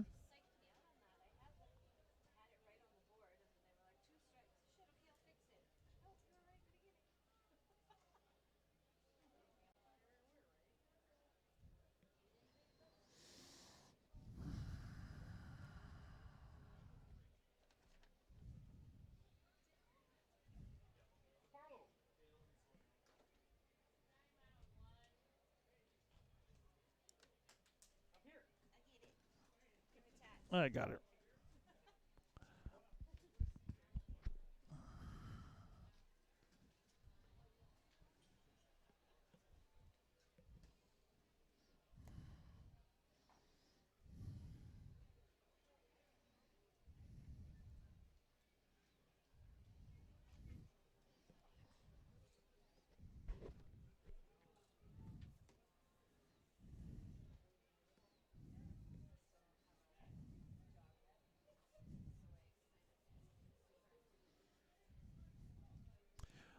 Bottom of the fifth inning coming up here at Next Gen Patch at Cairns Field. Brady Bye now has the catcher's gear on and makes his way behind home plate for the last couple of warm-up tosses to come from starting pitcher Chris Spry. Nobody up in the Regina bullpen. Spry, through 4 innings, has thrown 56 pitches unofficially. And will probably go a distance here today as Joe Carnahan using a very deep pitching staff as much as he can, and Rai Patakos, the head coach of the Regina Red Sox, chooses to go with as few guys as possible, some guys that he really relies on to try and get him through here. First pitch to Jalen Freeman, who showed bunt, the pitch inside, ball 1.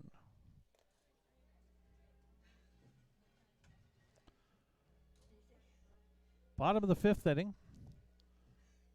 3-2 Regina. Now Freeman does show bunt and stabs at it, misses. That's a 1-1 count. Freeman struck out in the second inning. 4 for 9 in the series, 444 with a couple of RBI for the Houston, Texas product.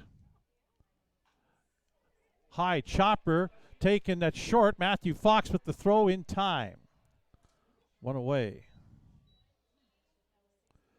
Carter Beck coming to the plate now. Beck with a couple of hits and a couple of runs scored tonight. He's gotten it started in both the first and third innings for Saskatoon. Singled, stole a base, came in on a wild pitch in the first inning. Singled, advanced to second on a balk in the third inning, and came in on a sacrifice fly by Abia Medina as the first pitch from Chris Spry is down low, ball 1. Spry ready to go again. Kicks, delivers, breaking ball on the outside corner, strike 1. 1-1. Fans don't like the call, but it is a curveball breaking away from Beck, so where the catcher catches it way outside is not where it crosses the plate. That one is up and in, 2-1. Beck now 12 for 41.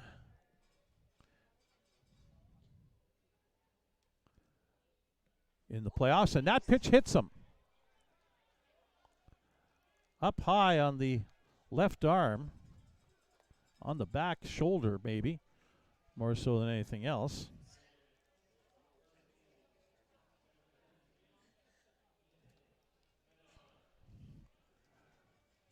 Beck in the series now is 5 for 12. And here's Ethan Menard with 1 away. Flew out to right and sacrificed his last time up, and Spry with a throw over to first and almost got away from James Wright, the first baseman, had to reach around Beck towards right field to make the catch on that light pickoff toss.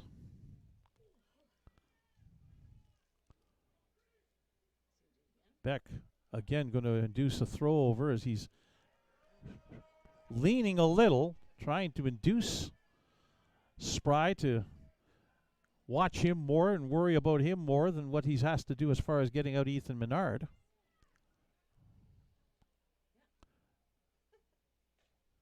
A curveball on the strikes on the outside corner. Menard with hits in 4 of his last 5 games coming into tonight. 4 RBI, 6 for 25. Now, quick throw over and off the glove of James Wright, but not very far away, maybe about 10 feet, so Beck holds his ground. Spry with the quick step back off the rubber and throw. Pickoff attempt.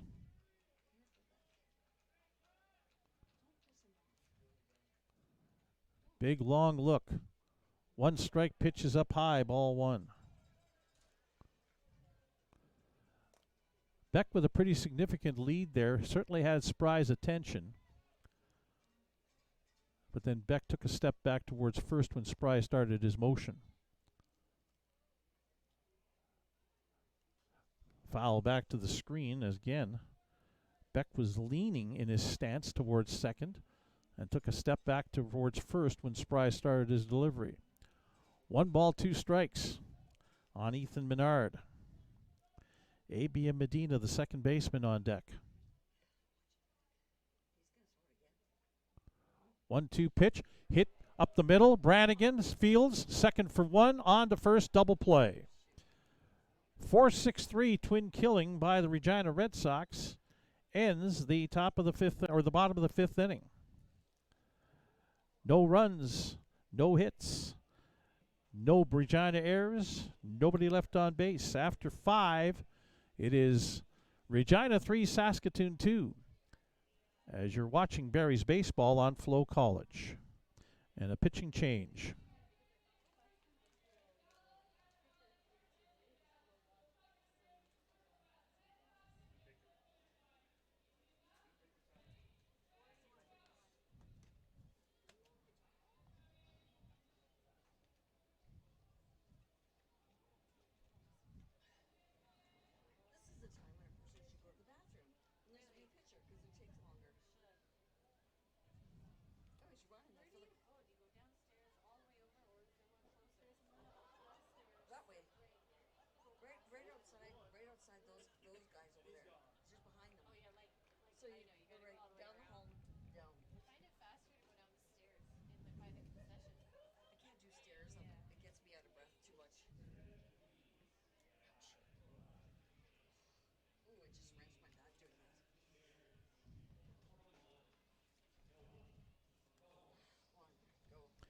Noah McCombs coming into the ball game to pitch for the Berries, 3rd pitcher of the night for Joe Carnahan in Saskatoon. McCombs was the winning pitcher in Game 3 of the series against Moose Jaw.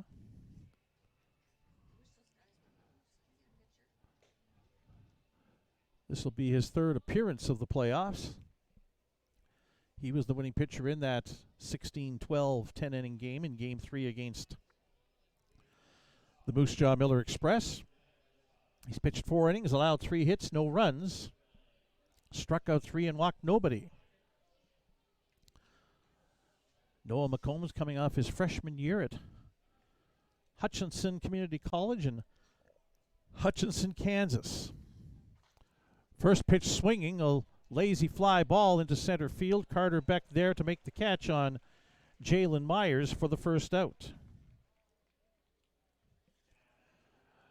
We'll bring up Ian Montz, the center fielder.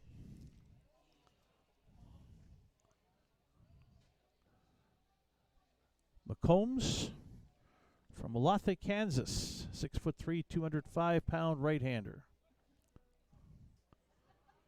Montz 0 for 2 tonight and takes a strike. Grounded to second in the 2nd inning, struck out in the 3rd.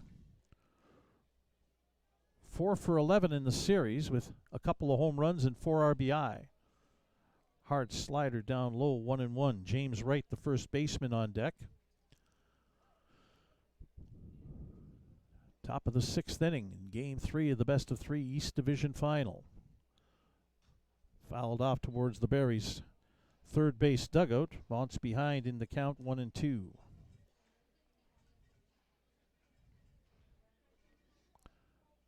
No action down the left field line in the Regina bullpen. Chris Spry has thrown 67 pitches unofficially. 1-2 pitch from McCombs, fastball high to Montz, 2-2.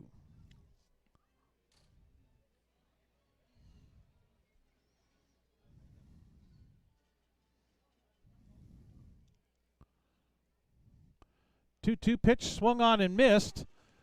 Bale and Sorensen out to complete the throwout and complete the strikeout as the ball bounced and Montz swung. So Montz has the opportunity to reach base if the ball gets too far away from the catcher, but Sorensen able to block and make the throw in time. Now James Wright, who's 0 for 2, reached on an error his last time up in the 4th inning. 3 for 11 in the series with a home run and an RBI. First pitch is a strike from Noah McCombs. A warning here, we're in the bottom of the 6th inning. I may not be back right away because I'm going to have to run to the washroom here in between innings. Swing and a miss, strike 2. I'm going to announce that to the world. That's right. As is said by my wife, my loving wife beside me, when you have to go, you have to go. 2 strikes, 2 outs here on James Wright in the top of the 6th inning. Fastball up high, 1-2. Barry's in the bottom of the 6th will have the meat of their order coming up. Abia Medina, the second baseman, third baseman Mason Rell, and shortstop Nathan Houston. 1-2 pitch, up high, 2-2. And again, the umpire is behind home plate in the stands, not happy.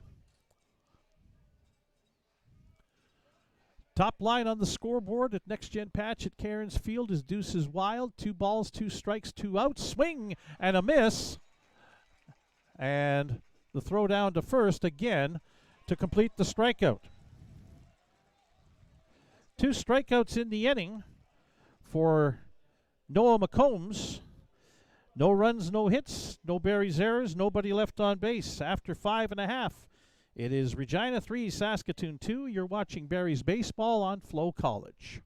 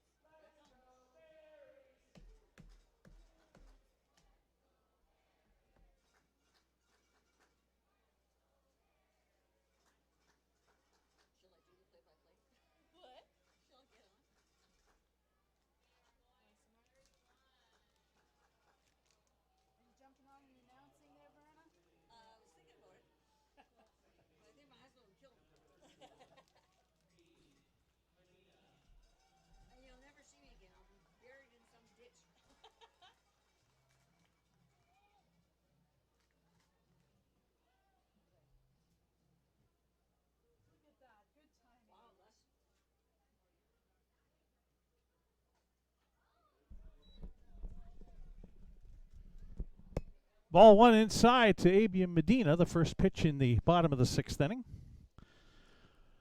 Against Chris Spry, starting pitcher for the Regina Red Sox. Breaking pitch stays inside. And ball 2. Medina doesn't have an official at bat. He walked in the 1st inning, was caught stealing. and hit a sacrifice fly that drove in a run. As he'll foul that pitch off, and now 2-1. The RBI, Medina's 5th of the playoffs and 4th of this series.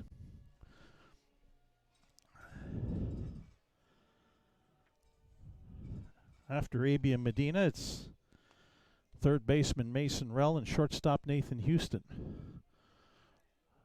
That's outside, 3-1.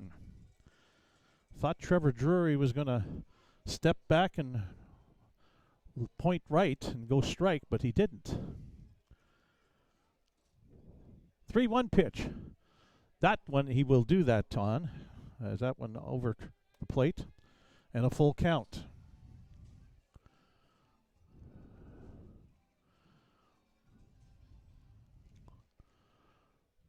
Full count pitch. Medina fouls it back to the screen. Stays alive at 3-2, wasting a pitch.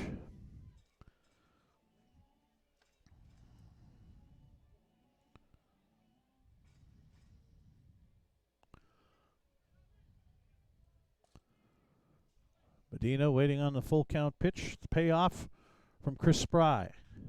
And again, fouled off towards the Barry's first base dugout.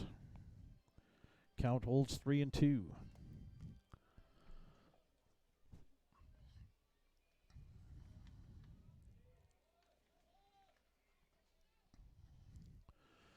Spry ready to deal again. 3-2 pitch for the third time is inside, ball 4. Brady By trying to frame it for Trevor Drury and didn't get the call. So the Berries get the leadoff man on in the bottom of the 6th inning. Mason Rell, the third baseman, up, singled his last time up, and was left on third back in the 3rd inning.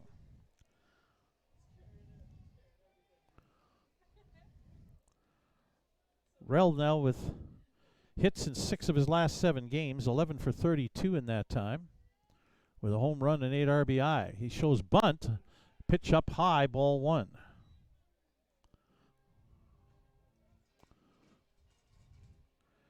Nathan Houston and Ethan Murdoch are the next 2 scheduled hitters for the Berries here in the bottom of the 6th inning. Spry will throw over, trying to see if Medina would maybe get caught trying to get an extra little jump on a potential bunt. Medina holds firm at first base and gets back. Now the 1-0 pitch, swing and a miss by Rell as he swung away. 1-1.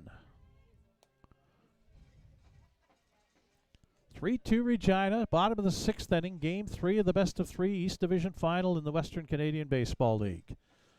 The Sylvan Lake Gulls sit back and watch and wait to see who exactly they're going to play and where they're going to be for game 1 as that pitch is up and away, ball 2, 2-1.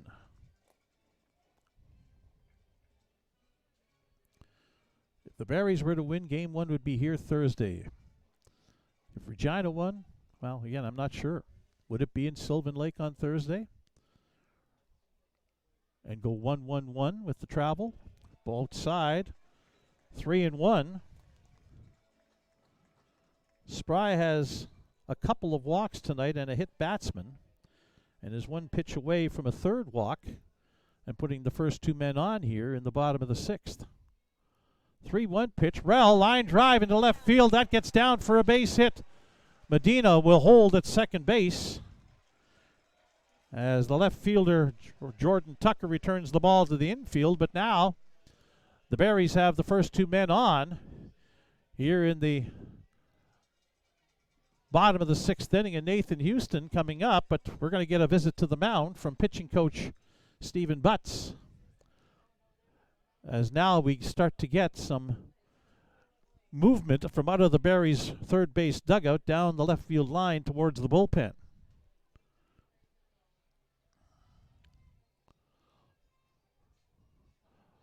This will be a chance to get some folks, although there's no urgency. Nobody's running down to get started warming up. There's no doubt that Nathan Houston is going to face Chris Spry here right now. So And again, a big meeting amongst the Berries as well between home plate and first. A.B. and Medina at second base. Mason Rell at first. Nathan Houston was part of that. The two base coaches were out there involved, Chance Wheatley and Arabin Gutierrez. Gutierrez is at first base, Wheatley at third. Meanwhile, down the left field line, Aiden Page, who was so good in game one with 4 innings of work, is going to start to throw. Houston shows bunt, breaking pitch down low and in, ball 1.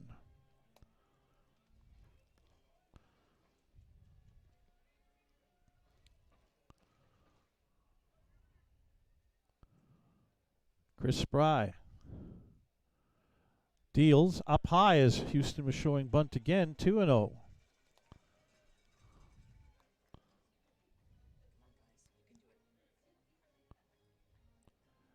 Spry is at 82 pitches unofficially as he gets set to deal. Houston shows bunt and misses on the inside corner.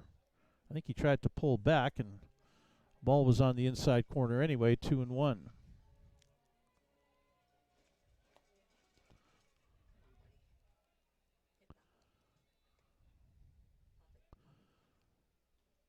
First baseman right starts to come in. Houston shows bunt again. And to the third base side. Spry fields, throws to first. To Brannigan covering the second baseman in time. It's a sacrifice. Successfully executed by shortstop Nathan Houston for the first out. But A.B. Medina is at third and Mason Rell is at second. With Ethan Murdoch coming up. Murdoch has 0 for 2 tonight, lined out to short and grounded out to third his last time up. Matthew Fox kind of playing halfway at short. Everybody else is in on the grass. First pitch inside to Murdoch, ball 1. That actually looked pretty good again.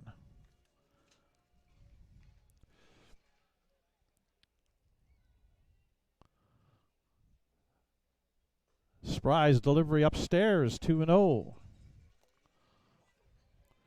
Corey Waters is on deck, the right-handed hitting DH. A threat here for the Berries in the bottom of the 6th.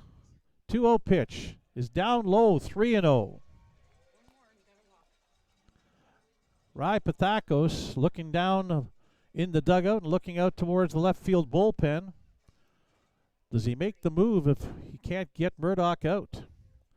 3-0 pitch. Changeup is in for a strike as Murdoch was taking all the way. It's 3-1.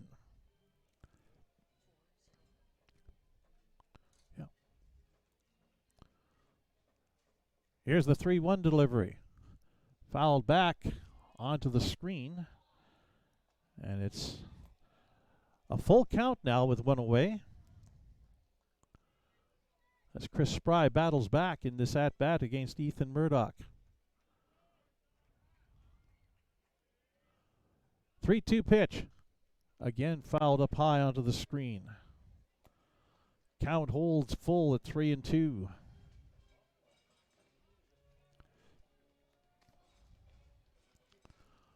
Murdoch had 53 RBI this season to lead the team in that department. It's a good chance for him to get a couple here. A 3-2 pitch from Chris Spry. And again, a breaking pitch fouled off as Murdoch is hanging in there tough. Lots of pitches being thrown here now by Chris Spry.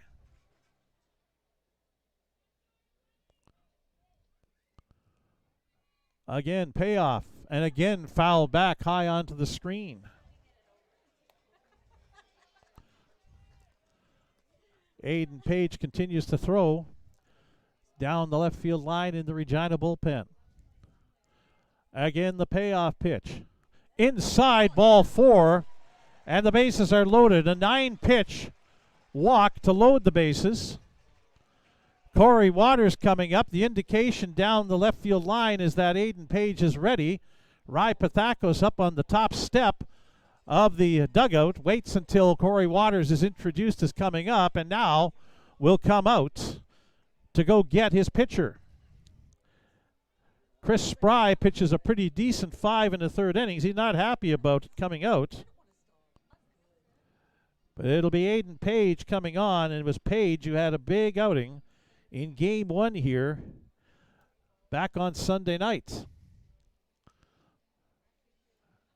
For Page, that evening,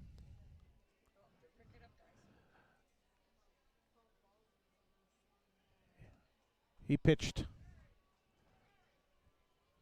4 innings, gave up 5 hits, but no runs, and struck out 6, did not walk a batter, and got credit for the win in the Game 1 8-7 11-inning victory for Regina over Saskatoon.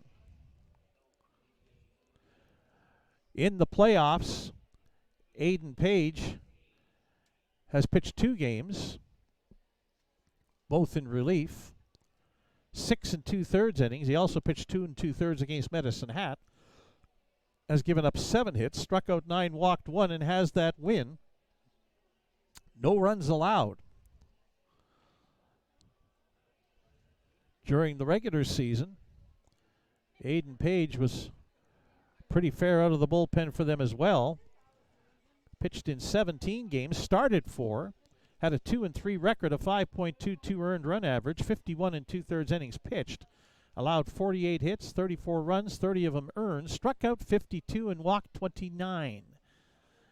Aiden Page from Leedy, Oklahoma, coming off his senior year at Southwestern Oklahoma. And he is tasked now with trying to pick up where Chris Spry leaves off with the bases loaded and 1 out. In the bottom of the 6th inning, and the Regina Red Sox leading 3-2, he'll face Corey Waters.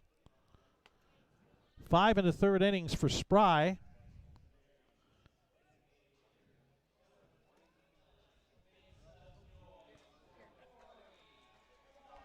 He allowed 5 hits, I believe.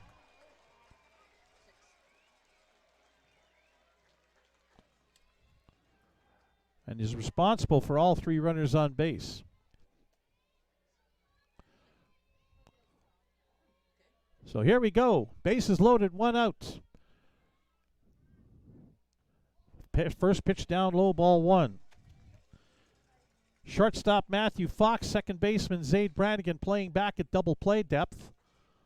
First baseman James Wright, third baseman Justin Simard, either playing on the edge of the grass, as Wright is, or even with the bag at third in the case of Simard.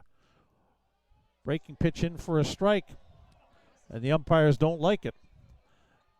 The umpires in the stands, that is. 1-1 the count. Waters didn't like it either. He shakes his head in the right-hand batter's box. He's 0 for 2 tonight. 1-1 count to him. Page delivers. Low and away, and Brady by with a good play to catch that as it skipped on the dirt in the left-hand batter's box. 2-1.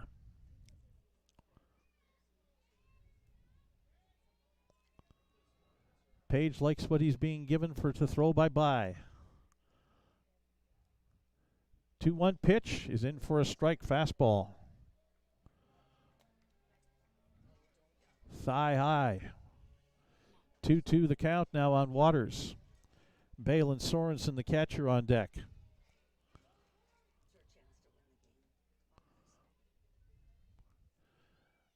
Two pitch to Page delivers. Fouled off the screen high. Count holds 2-2.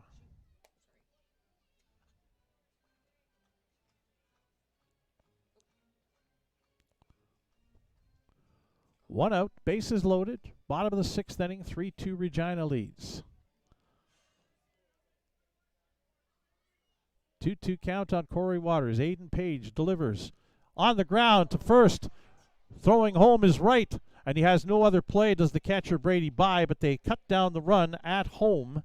So the bases remain loaded on the fielder's choice as Abia Medina is thrown out. 3-2 on the play for the second out. Rail advances to third. Murdoch to second. And Waters at first for Balin Sorensen. Sorensen 1 for 2, singled in the second inning, struck out in the fourth.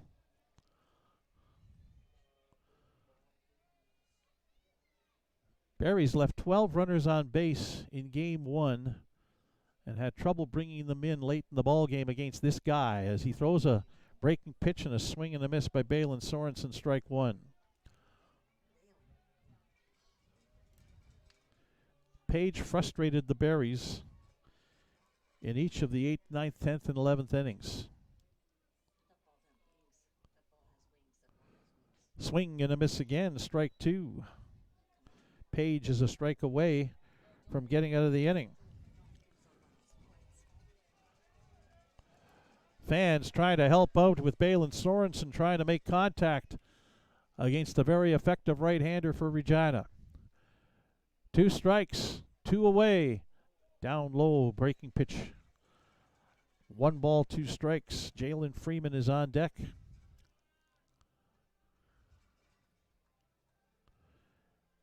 Keep point in the ball game possibly, although it is only the bottom of the 6th still.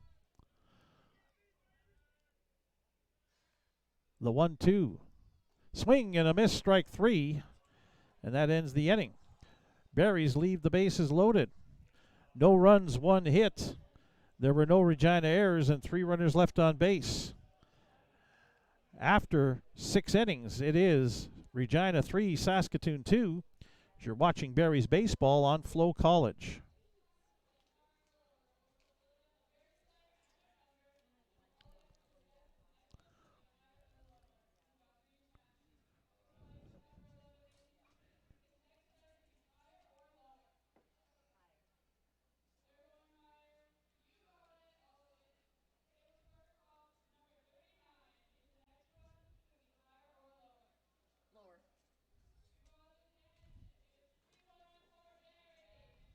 Okay. Lower. Lower. Oh, 3-3. Oh, shoot. 6. That's okay. Am I right?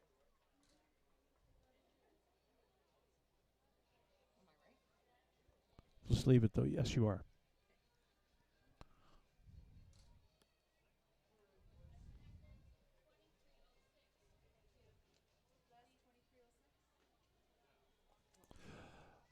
We've gone through 6 innings of play here at Next Gen Patch at Cairns Field. Here's your unofficial line score. For the Regina Red Sox, 3 runs on 6 hits. They've committed 1 error. They've left 4 runners on base.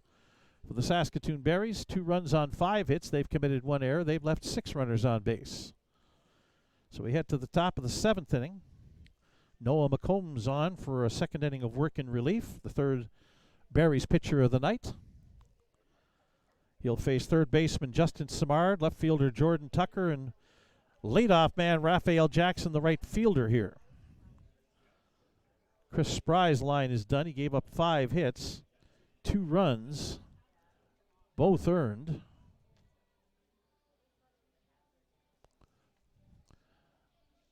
He struck out 3 and walked 3 while hitting a batter. First pitch from McCombs inside to Justin Simard, who's 1 for 2 tonight. Simard singled in the 1st inning and grounded into a double play his last time up. Hacks that one foul down the 3rd baseline. 1-1.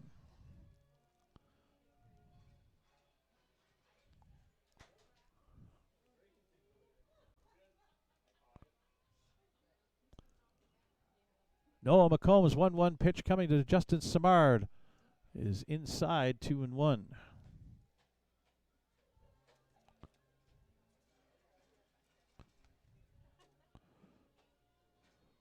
Spry faced 24 batters and threw 93 pitches unofficially in a strong outing for the left-hander. On the inside corner, 2-2 is McCombs with a breaking ball that's not a back door one, kind of goes in the front door, comes from inside to the batter and catches the corner. 2-2 pitch.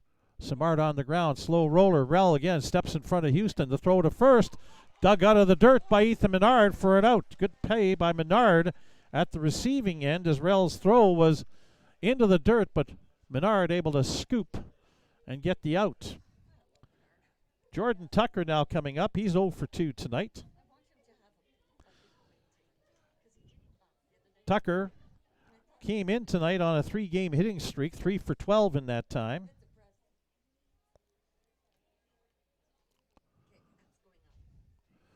McCombs ready to deliver.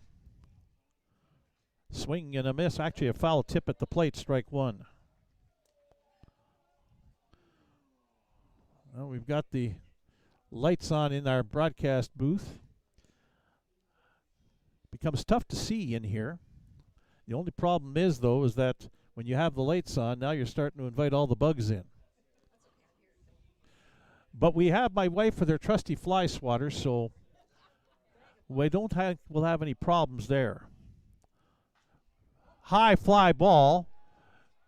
Shallow center field. Carter Beck coming on. He doesn't know where it is, and now it falls, and it'll be a double. Beck was screaming, I can't see it. Where is it? Where is it? And it landed 5 feet off to his left and falls in for a double as Jordan Tucker takes the gift there as the ball got above the level of the lights. So now Raphael Jackson, 2 for 3. Couple of singles in each of the first and third innings and turned them into runs scored on RBI for Brady Bye on both occasions. Jackson struck out in the 5th. So now 1 away and a runner on second. Jackson hits a little fly ball into left. Jalen Freeman comes on and makes the catch. Jackson just flipped the bat out and got a piece of it. Sent it off the barrel into left for 2 away, and now Zaid Brannigan singled in the 5th inning. He's 1 for 2 with a sacrifice.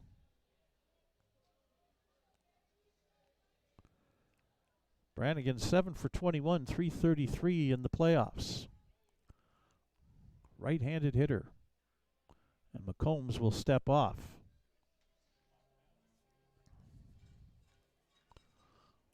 It's all up to the bullpens now. Tanner Hosick starts warming up down the right field line for the Berries. A pitch into the dirt and gets away from Balin Sorensen and allows Jordan Tucker to scoot over to third. Ball 1 to Brannigan. And now Jordan Tucker is 90 feet from giving Regina a 2-run lead. There is 2 away, though. A 1-0 count on Zaid Brannigan. Matthew Fox, the shortstop, on deck. Swing and a miss on a breaking pitch, 1-1.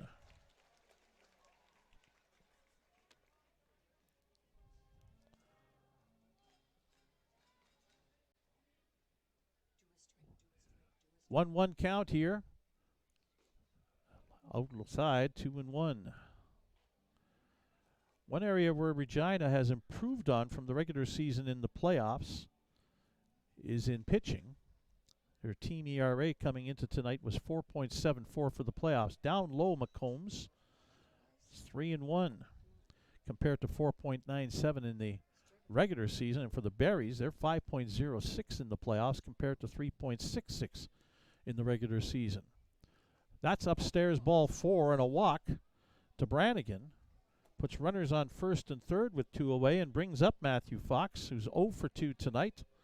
Walked and scored back in the 3rd inning on a single by Jalen Myers. And now here comes Joe Carnahan, the head coach of the Berries, out to chat with Noah McCombs.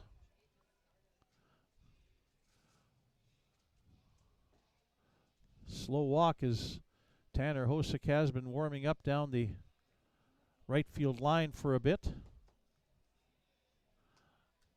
It is a right-handed hitter, Fox, against the right-handed pitcher, McCombs. That's the end of the meeting, and McCombs is going to stay on to pitch to the Regina shortstop.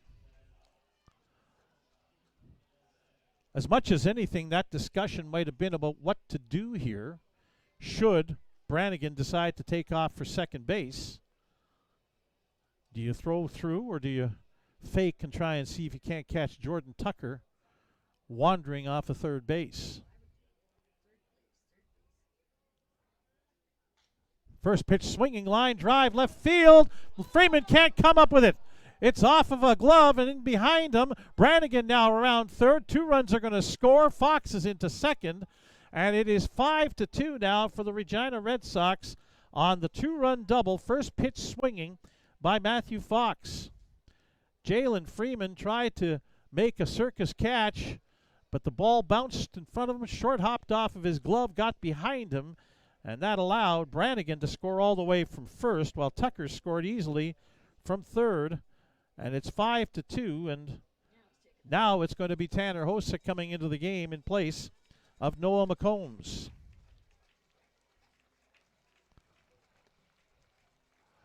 A walk and a double with 2 out here in the top of the 7th. And Regina has themselves a lead, their biggest one of the night. Hosick into the game. He's pitched a few times in the playoffs already for the Berries. For Tanner Hosick, it'll be his 3rd appearance in the playoffs. 2 2/3 innings, allowed 3 hits, 1 unearned run, struck out 4, walked nobody. In the regular season, Hosick pitched in 16 games out of the bullpen. 2 wins, 2 losses, 5 saves, a 2.70 earned run average. Pitched 20 innings in the regular season, 16 hits, 9 runs, 6 of them earned, struck out 21, and walked 4. Hosick is from Bellevue, Nebraska, coming off his freshman year at the University of Nebraska at Omaha, and he was a WCBL All-Star this year. So he comes in for Noah McCombs, and will try and get the 3rd out here in the top of the 7th inning and get the Berries back on the sticks by trailing by no more than 3 here.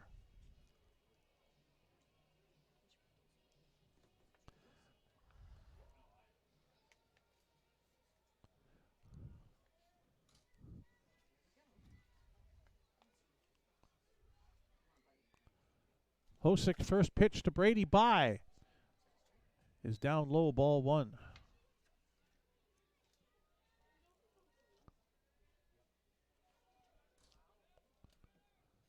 Bye with a couple of RBI, 1 for 3. Hosick's 1-0 pitch at the knees for a strike, 1-1. Brady Bye, another player that will let you know with his emotions visibly what he thinks of a ball or strike count when he's at bat. 1-1 pitch, hit high in the air, well hit, right center field, and that one is off the fence.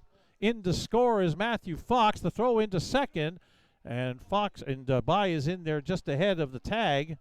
But now it's 6-2, a ringing double off the center field fence by Brady Bye, his 3rd RBI of the game, to make it 6-2, and it's a 3-run Red Sox inning here in the top of the 7th.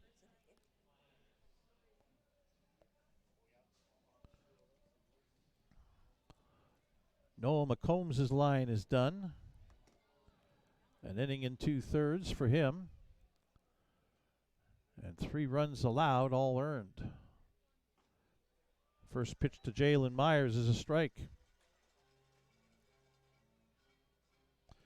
McCombs had a 1-2-3 top of the 6th and got the first out here in the 7th, and then it came unraveled.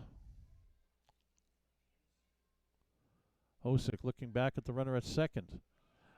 And a breaking pitch at the knees to Jalen Myers. 2 strikes. Myers 1 for 3 with an RBI tonight.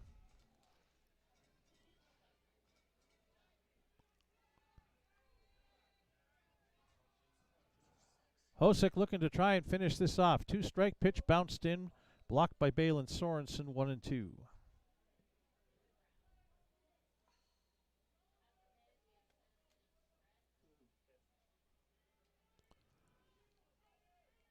One-two pitch upcoming.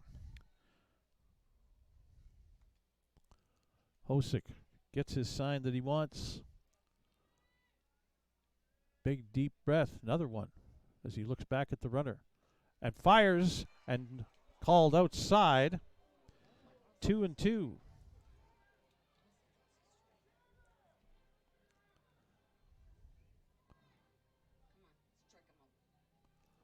So now it's 2 balls, 2 strikes, 2 outs on the scoreboard. Deuce is wild with Jalen Myers.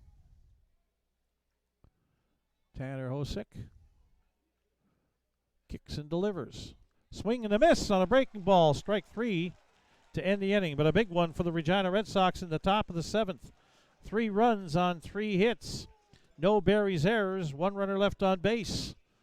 Saskatoon only has 9 outs to work with over the final 3 innings, and they trail by 4 at 6-2, coming up against Aiden Page, who had their number back in Game 1 on Sunday. We'll see what they can do over the next little bit, as it's 6-2 Regina over Saskatoon as we head to the 7th inning stretch.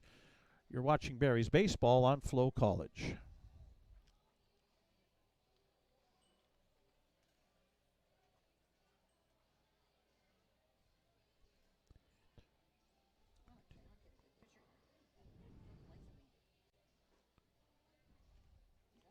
Mm-hmm. I just can't. There's no way. It's impossible. You know? Yeah. Look at it. It looks horrible. But I don't know. It doesn't look that bad to me. really? Yeah. Holy fuck, I think it looks like shit. Okay. Did you need this? Is it okay? I haven't looked. Hang on.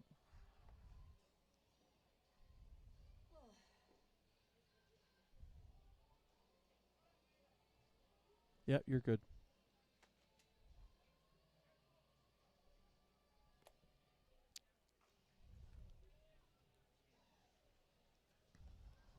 Three, two, one, go. Bottom of the 7th inning here at Next Gen Patch at Cairns Field. If this result holds, you take a look at the last 2 half innings. The bottom of the 6th, the Berries got the bases loaded, trailing by 1 with 1 away, and could not score as Aiden Page came on and got 2 outs. And then in the top of the 7th, Regina went right back out and scored 3 times to turn the 1-run lead into a 4-run lead that they now hold, as Jalen Freeman, Carter Beck, and Ethan Menard come up for Saskatoon in the bottom of the 7th inning. Freeman 0 for 2. He's got a 6-game hitting streak on the go coming into tonight with a home run and 7 RBIs. And 13 for 28.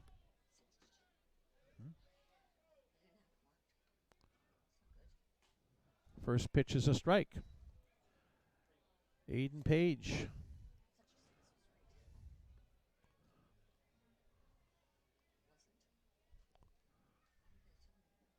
I was more concerned about that. In for a strike again. And now the umpire's behind home plate. 2 strikes on Jalen Freeman, and some fans really getting on Trevor Drury. Good. 2 strikes. Ball 1. You're fine. I was more concerned up with the bottom stuff before. I didn't notice the run.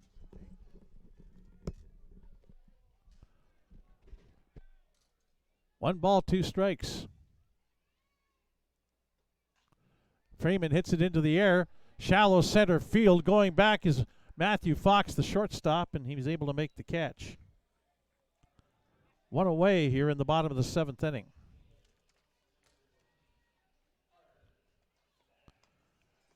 Carter Beck now 2 for 2 and hit by a pitch. Has scored both Barry's runs tonight.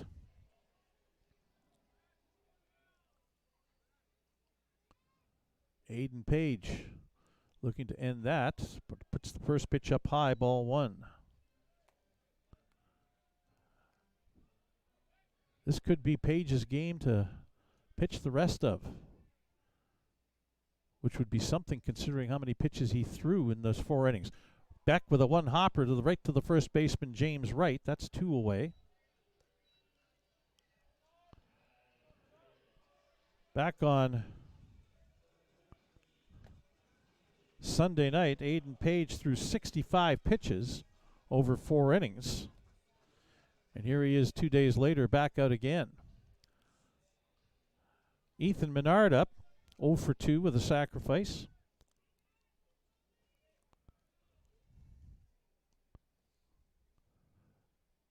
First pitch up high, ball one.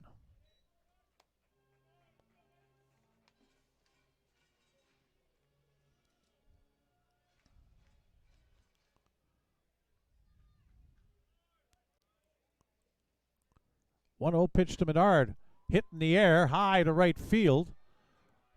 Raphael Jackson comes on and makes the catch, and that's a 1-2-3, bottom of the 7th inning. No runs, no hits, no Regina errors, nobody left on base. After 7, Regina 6, Saskatoon 2, as you're watching Barry's Baseball on FloCollege.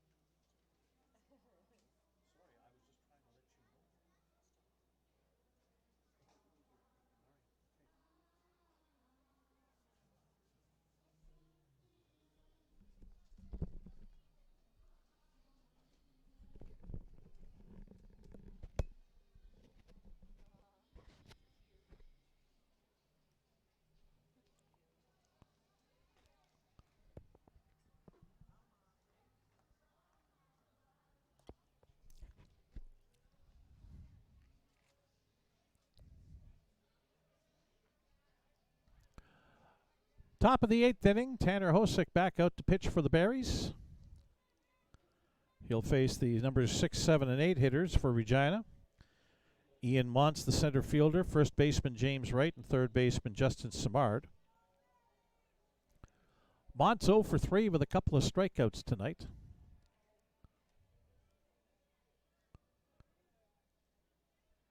On a 6-game hitting streak coming into the game, with a couple of home runs.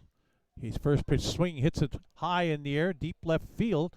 Jalen Freeman back just in front of the warning track makes the catch. 1 away here in the top of the 8th. 2,306 is the official attendance here for Game 3 of the Best of 3 East Division Final.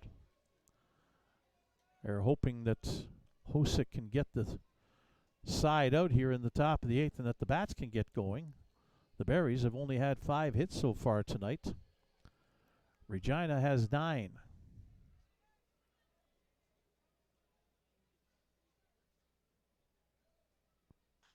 First pitch swinging again, popped up high in the air into foul territory. Ethan Menard stumbling around, and he'll hang on with it and make the catch in foul territory for the second out.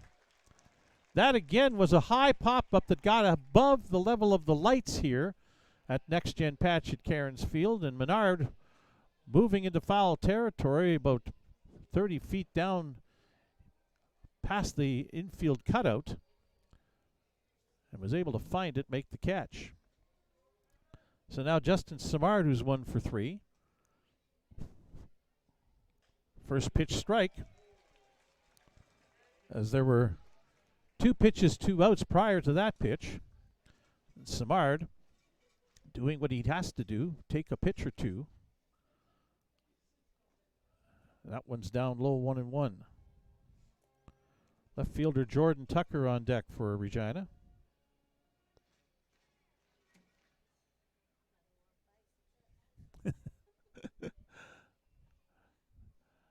There's no way that a fly is going to stick around this broadcast booth. 1-1 pitch, swing and a miss, strike two. My wife Verna and her trusty fly swatter are getting the job done.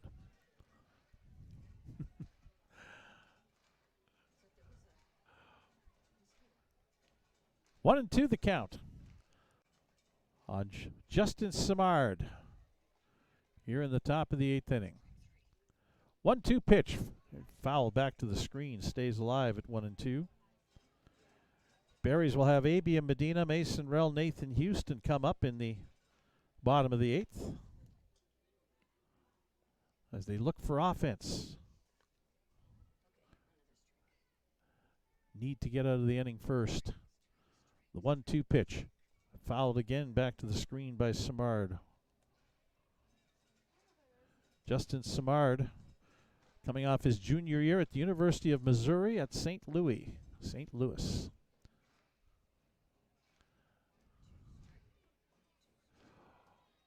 1-2. Hosick again delivers. Fastball swing and a miss, strike three. 1-2-3. Regina goes in the top of the 8th inning. No runs, no hits, no Berries errors, nobody left on base after 7.5. Regina 6, Saskatoon 2 as you're watching Berries baseball on FloCollege. I did.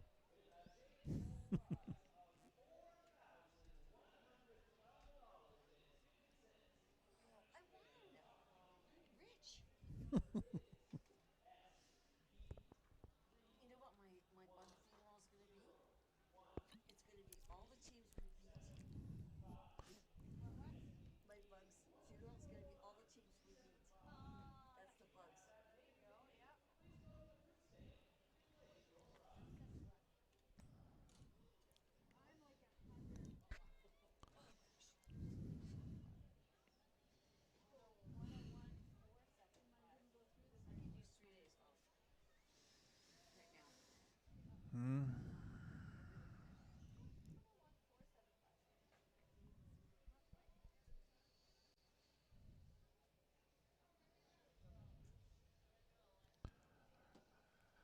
Past the 2-hour mark of tonight's ball game. We got started at 7:05 as we were looking at rain at the beginning of the night. Some showers, but it's pretty much done, held off. There's still a little wetness on the pavement. Mostly cloudy skies, 20 degrees Celsius, 68 Fahrenheit, southeast wind 13 kilometers per hour. That blows from the right field foul pole towards the left field foul pole. Aiden Page, an inning and 2/3 so far, perfect in relief for Regina. He'll face AB Medina, who does not have an at-bat officially. 2 walks and a sacrifice. First pitch, breaking ball down and in, ball 1. Medina.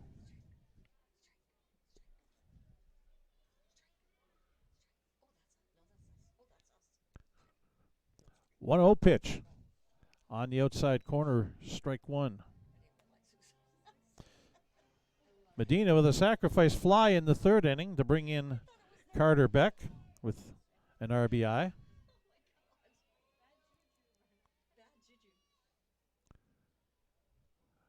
1-1 pitch, and same spot, 1-2.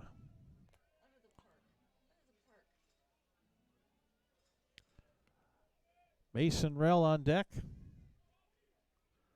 as the Berries look for some badly needed offense here in the bottom of the 8th inning, trailing 6-2.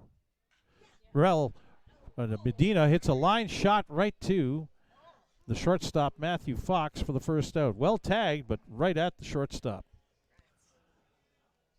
Mason Rell, 2 for 3 tonight, a couple of singles. That was so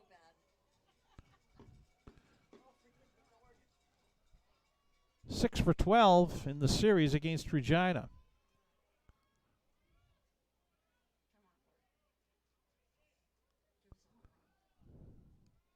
Aiden Page kicks and delivers. Bounces it in, ball 1.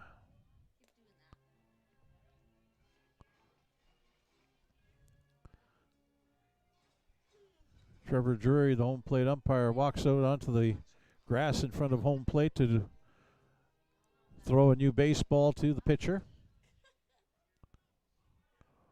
1-0 the count on Rell. Nathan Houston on deck, the shortstop for the Berries. Breaking ball in for a strike, 1-1. Wonder what would happen if we all waved. Wonder what would happen if we all went like this. Throw 'em off. 1-1 pitch up coming to Rell. Change up stays upstairs, 2-1.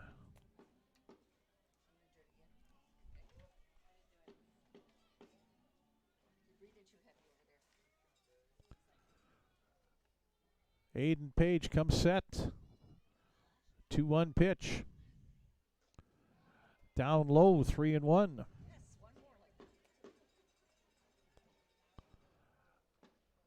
Berries need base runners.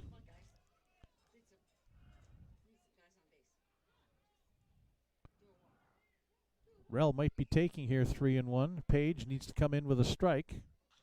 He swings, ground ball. Matthew Fox fields, throws on to first in time, 2 away. Fox has been pretty steady at shortstop for Regina in this series and throughout the season whenever the Berries have played against them. Nathan Houston up 0 for 2, sacrificed his last time up when the Berries got the bases loaded in the 6th inning and couldn't cash in.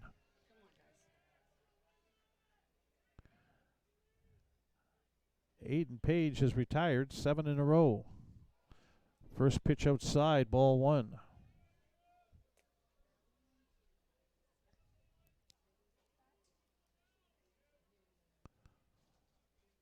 The right-hander ready to deliver again. Houston pokes it foul, and that's Squibb's foul up the first baseline, 1-1. Ethan Murdoch, the right fielder, on deck. Hopes to get an at-bat here in the bottom of the 8th.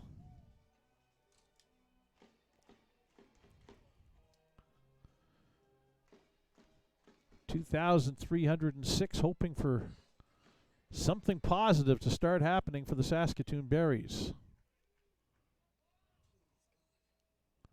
The 1-1 pitch. Down low, 2-1.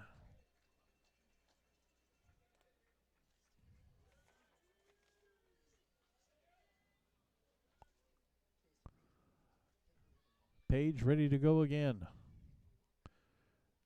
2-1. Outside, 3-1.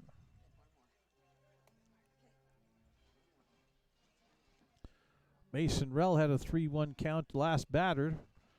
Swung at the pitch, actually got good contact, but hit it right to the shortstop. Let's see if Houston's taking or decides to swing away here. 3-1 pitch is in for a strike. Full count.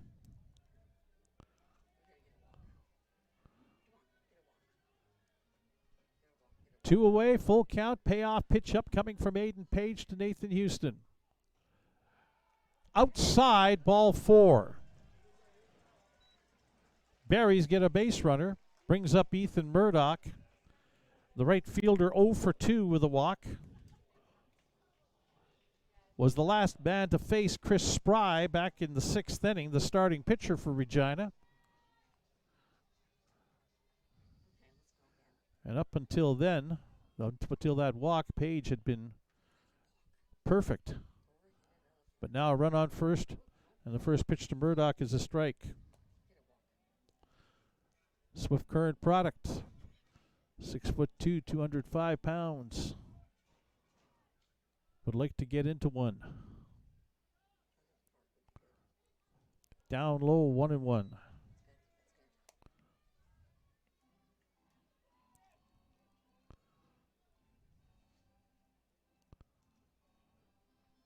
Nathan Houston at first.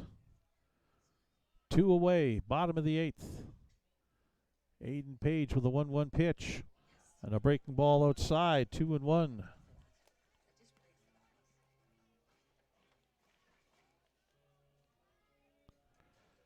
DH Corey Waters on deck.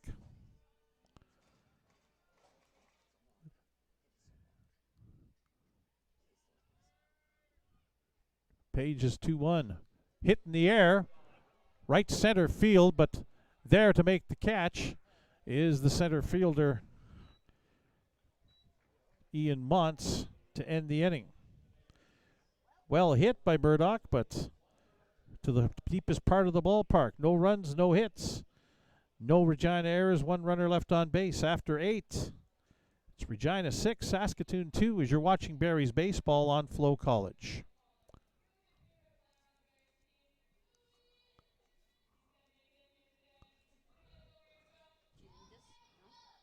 No.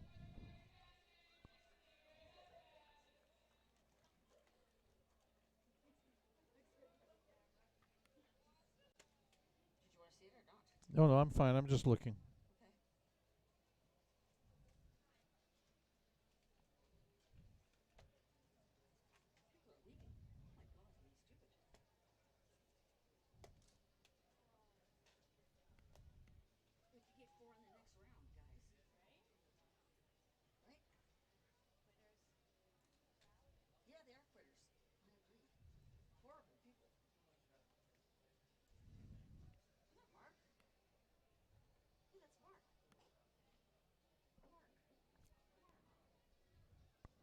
Neighbor Mark.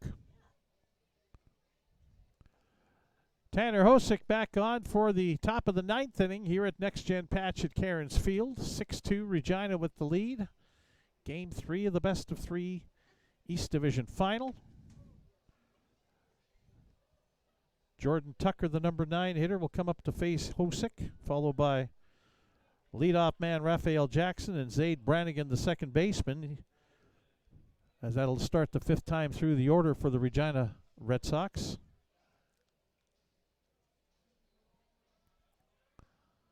Tucker is 1 for 3. He doubled and scored his last time up in the 7th inning.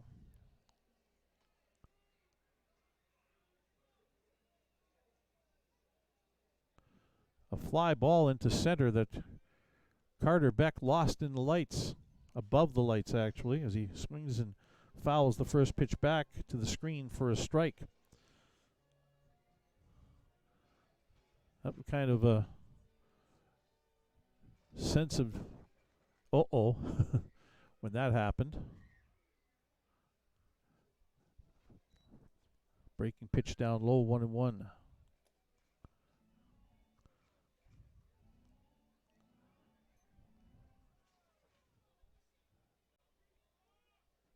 One and one the count on Jordan Tucker with Tanner Hosick on the mound. Tucker hits it on the ground. Big high hop for Abian Medina at second. He'll throw him out. 1 away in the top of the 9th. Hosick has retired 5 in a row after giving up a double to Brady Bye in the 7th inning that brought in the 6th Regina run. Raphael Jackson 2 for 4. Right fielder is the leadoff man. First pitch swinging. Again on the ground. Medina throws on to first in time.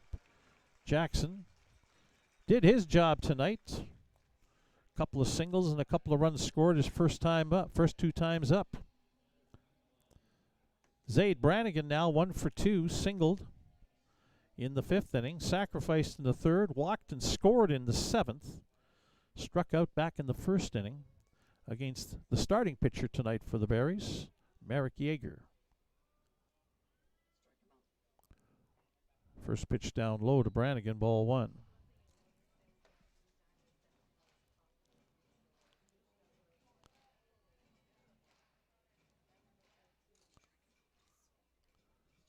Hosick ready to go. Foul back to the screen by Brannigan, 1-1. Matthew Fox, the shortstop, on deck. Fox had the big hit in the 7th inning, a line drive to left field. Jalen Freeman tried to shoestring catch it and had it short hop him. Drove in 2 runs, extended the lead. Breaking ball in for a strike on Brannigan. 1 ball, 2 strikes. 2 away here in the top of the 9th. 2 hours and 25 minutes into this ball game. The big city Saskatchewan rivals playing. And Regina with the better of it as it stands right now. Swing and a miss, strike 3. Hosick gets his 3rd strikeout in 2 1/3 innings of work. No runs, no hits, no Berries errors, nobody left on base. Last chance hotel for the Saskatoon Berries coming up in the bottom of the 9th inning. DH Corey Waters, catcher Balin Sorensen, left fielder Jalen Freeman coming up against Aiden Page. It's Regina 6, Saskatoon 2. You're watching Berries baseball on FloCollege.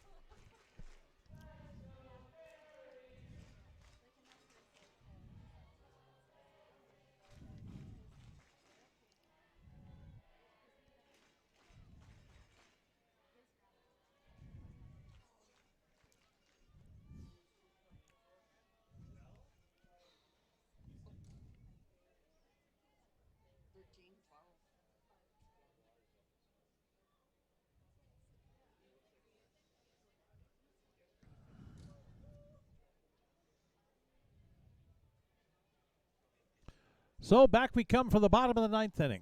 Saskatoon Berries need some magic here. See if they can mount a comeback and steal this one from the Regina Red Sox. 6-2 Red Sox with the lead. Bottom 3rd of the order coming up for Saskatoon against Aiden Page, who's only allowed a walk through 2 2/3 innings of relief. Sorensen, or make that Waters, is first up. He's 0 for 3. 3 ground ball outs. Saskatoon product had 12 home runs during the regular season. Doesn't need to hit one out, although it would help. Offense of any kind would help. First pitch swinging. Fly ball right field. Raphael Jackson coming in. He'll make the catch, and that's 1 away. So Balin Sorensen now is 1 for 3. Although Cooper Westland looks like he's got a bat in hand and is coming to the plate. So Westland will come up in place of Sorensen to bat here in the bottom of the 9th inning.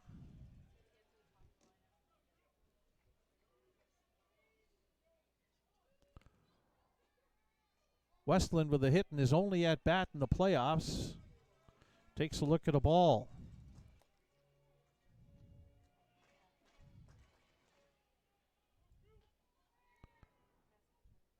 From Lincoln, Nebraska, it's Cooper Westland. Breaking pitch in for a strike, 1-1.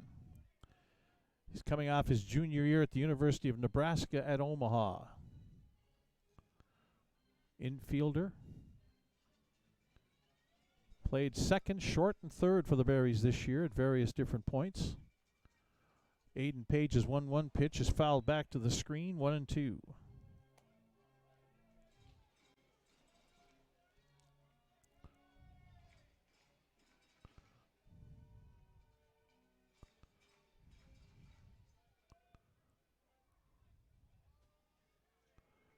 Aiden Page with a chance here, 1-2.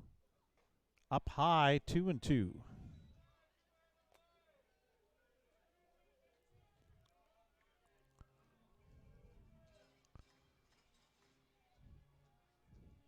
Westland back into the right-hand batter's box. Page set to deliver a 2-2 pitch. Line drive. That one is going to fall in center field in front of the center fielder Ian Montz. Westland, 2 for 2 in the playoffs, is on first.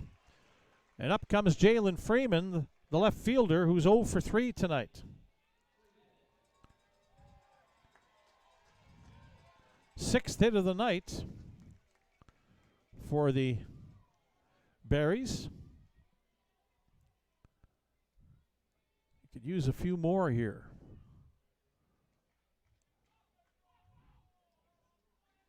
Westland, good speed at first. First pitch to Freeman on the outside corner for a strike.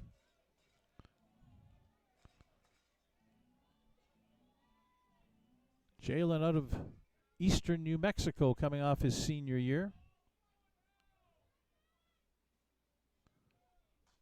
Fouls that back onto the screen. He's behind 0-2 to Aiden Page with Carter Beck on deck.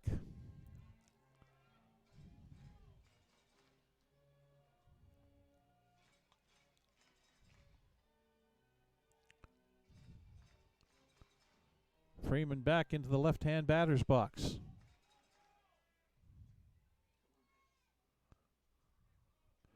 And a throw over to first to check on Westland.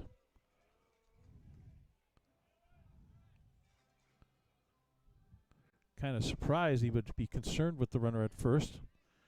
It's a 4-run lead. Needs outs, not worrying about base runners right about now. Swing and a miss, strike 3. Held by Brady Bye. That's second strikeout for Page. And the Berries are an out away from having a wonderful season come to an end, unfortunately. 46 regular season wins, 49 in total, which equals a WCBL record for combined wins, regular season and playoffs. Carter Beck up, and a first pitch changeup is a strike.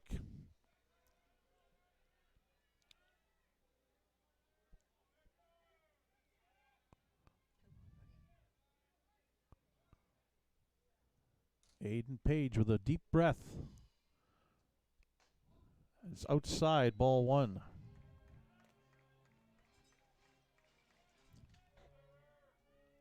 Ethan Menard on deck. He'd like one more crack at it.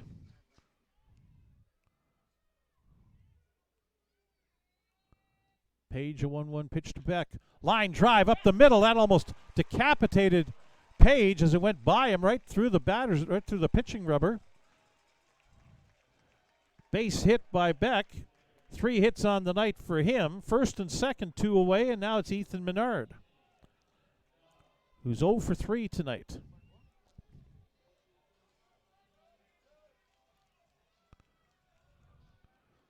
First and second, 2 away. Bottom of the 9th. Menard reaches. The tying run comes to the plate.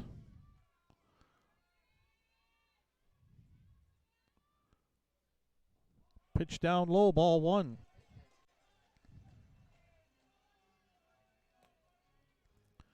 Abia Medina is on deck.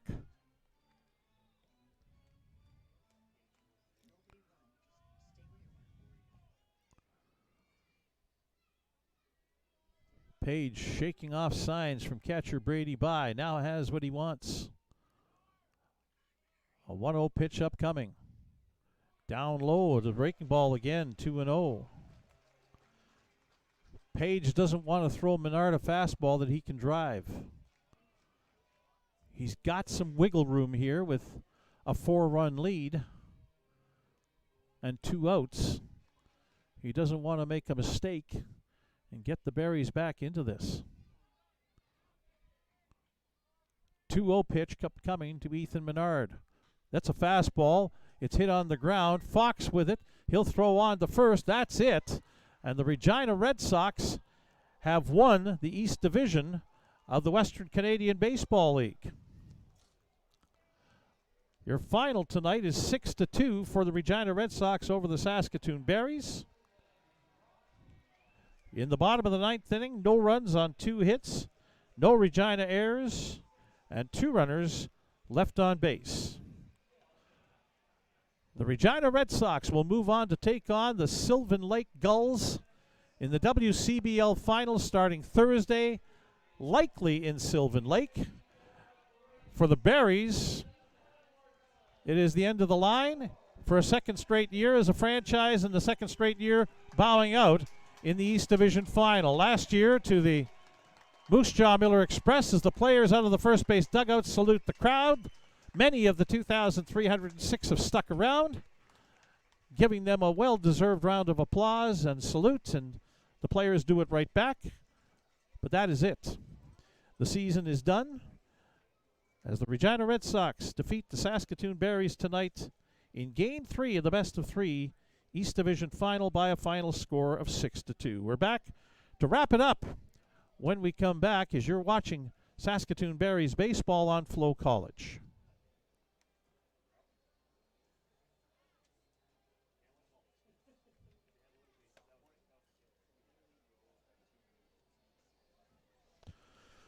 Okay. So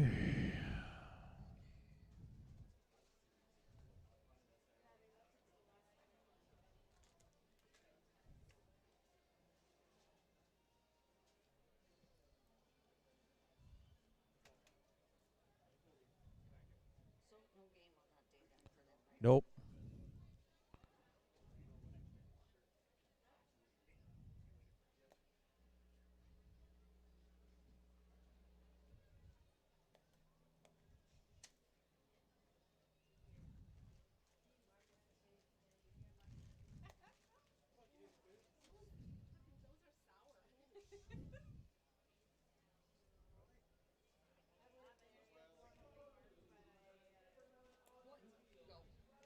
All right, we're back to wrap things up from here at Next Gen Patch at Cairns Field.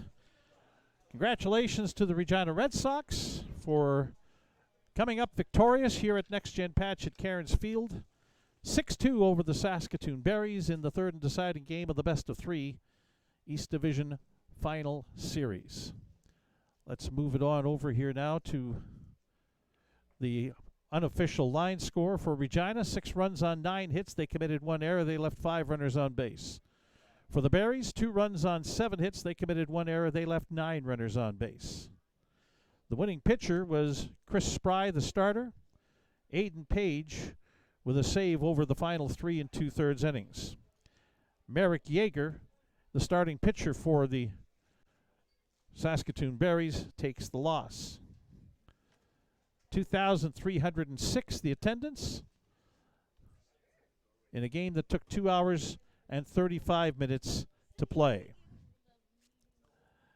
Again, the Berries with 46-9 record, a record-breaking regular season, but it comes to an end here tonight in round 2 of the playoffs, falling 6-2 to Regina. Regina and Sylvan Lake in the WCBL final starting on Thursday. Well, thank you again to everybody who tuned in on FloCollege, Flo Sports. Thanks to all the folks involved with the Saskatoon Berries for giving my wife and I an opportunity to bring you Berries baseball all season from here at Next Gen Park at Cairns Field. It was a lot of fun, and well, hopefully we may be back next year to do it again, but we'll see. You never know what's going to happen in this life that we have. But I hate to sound maudlin like that, but just you never know what's going to happen.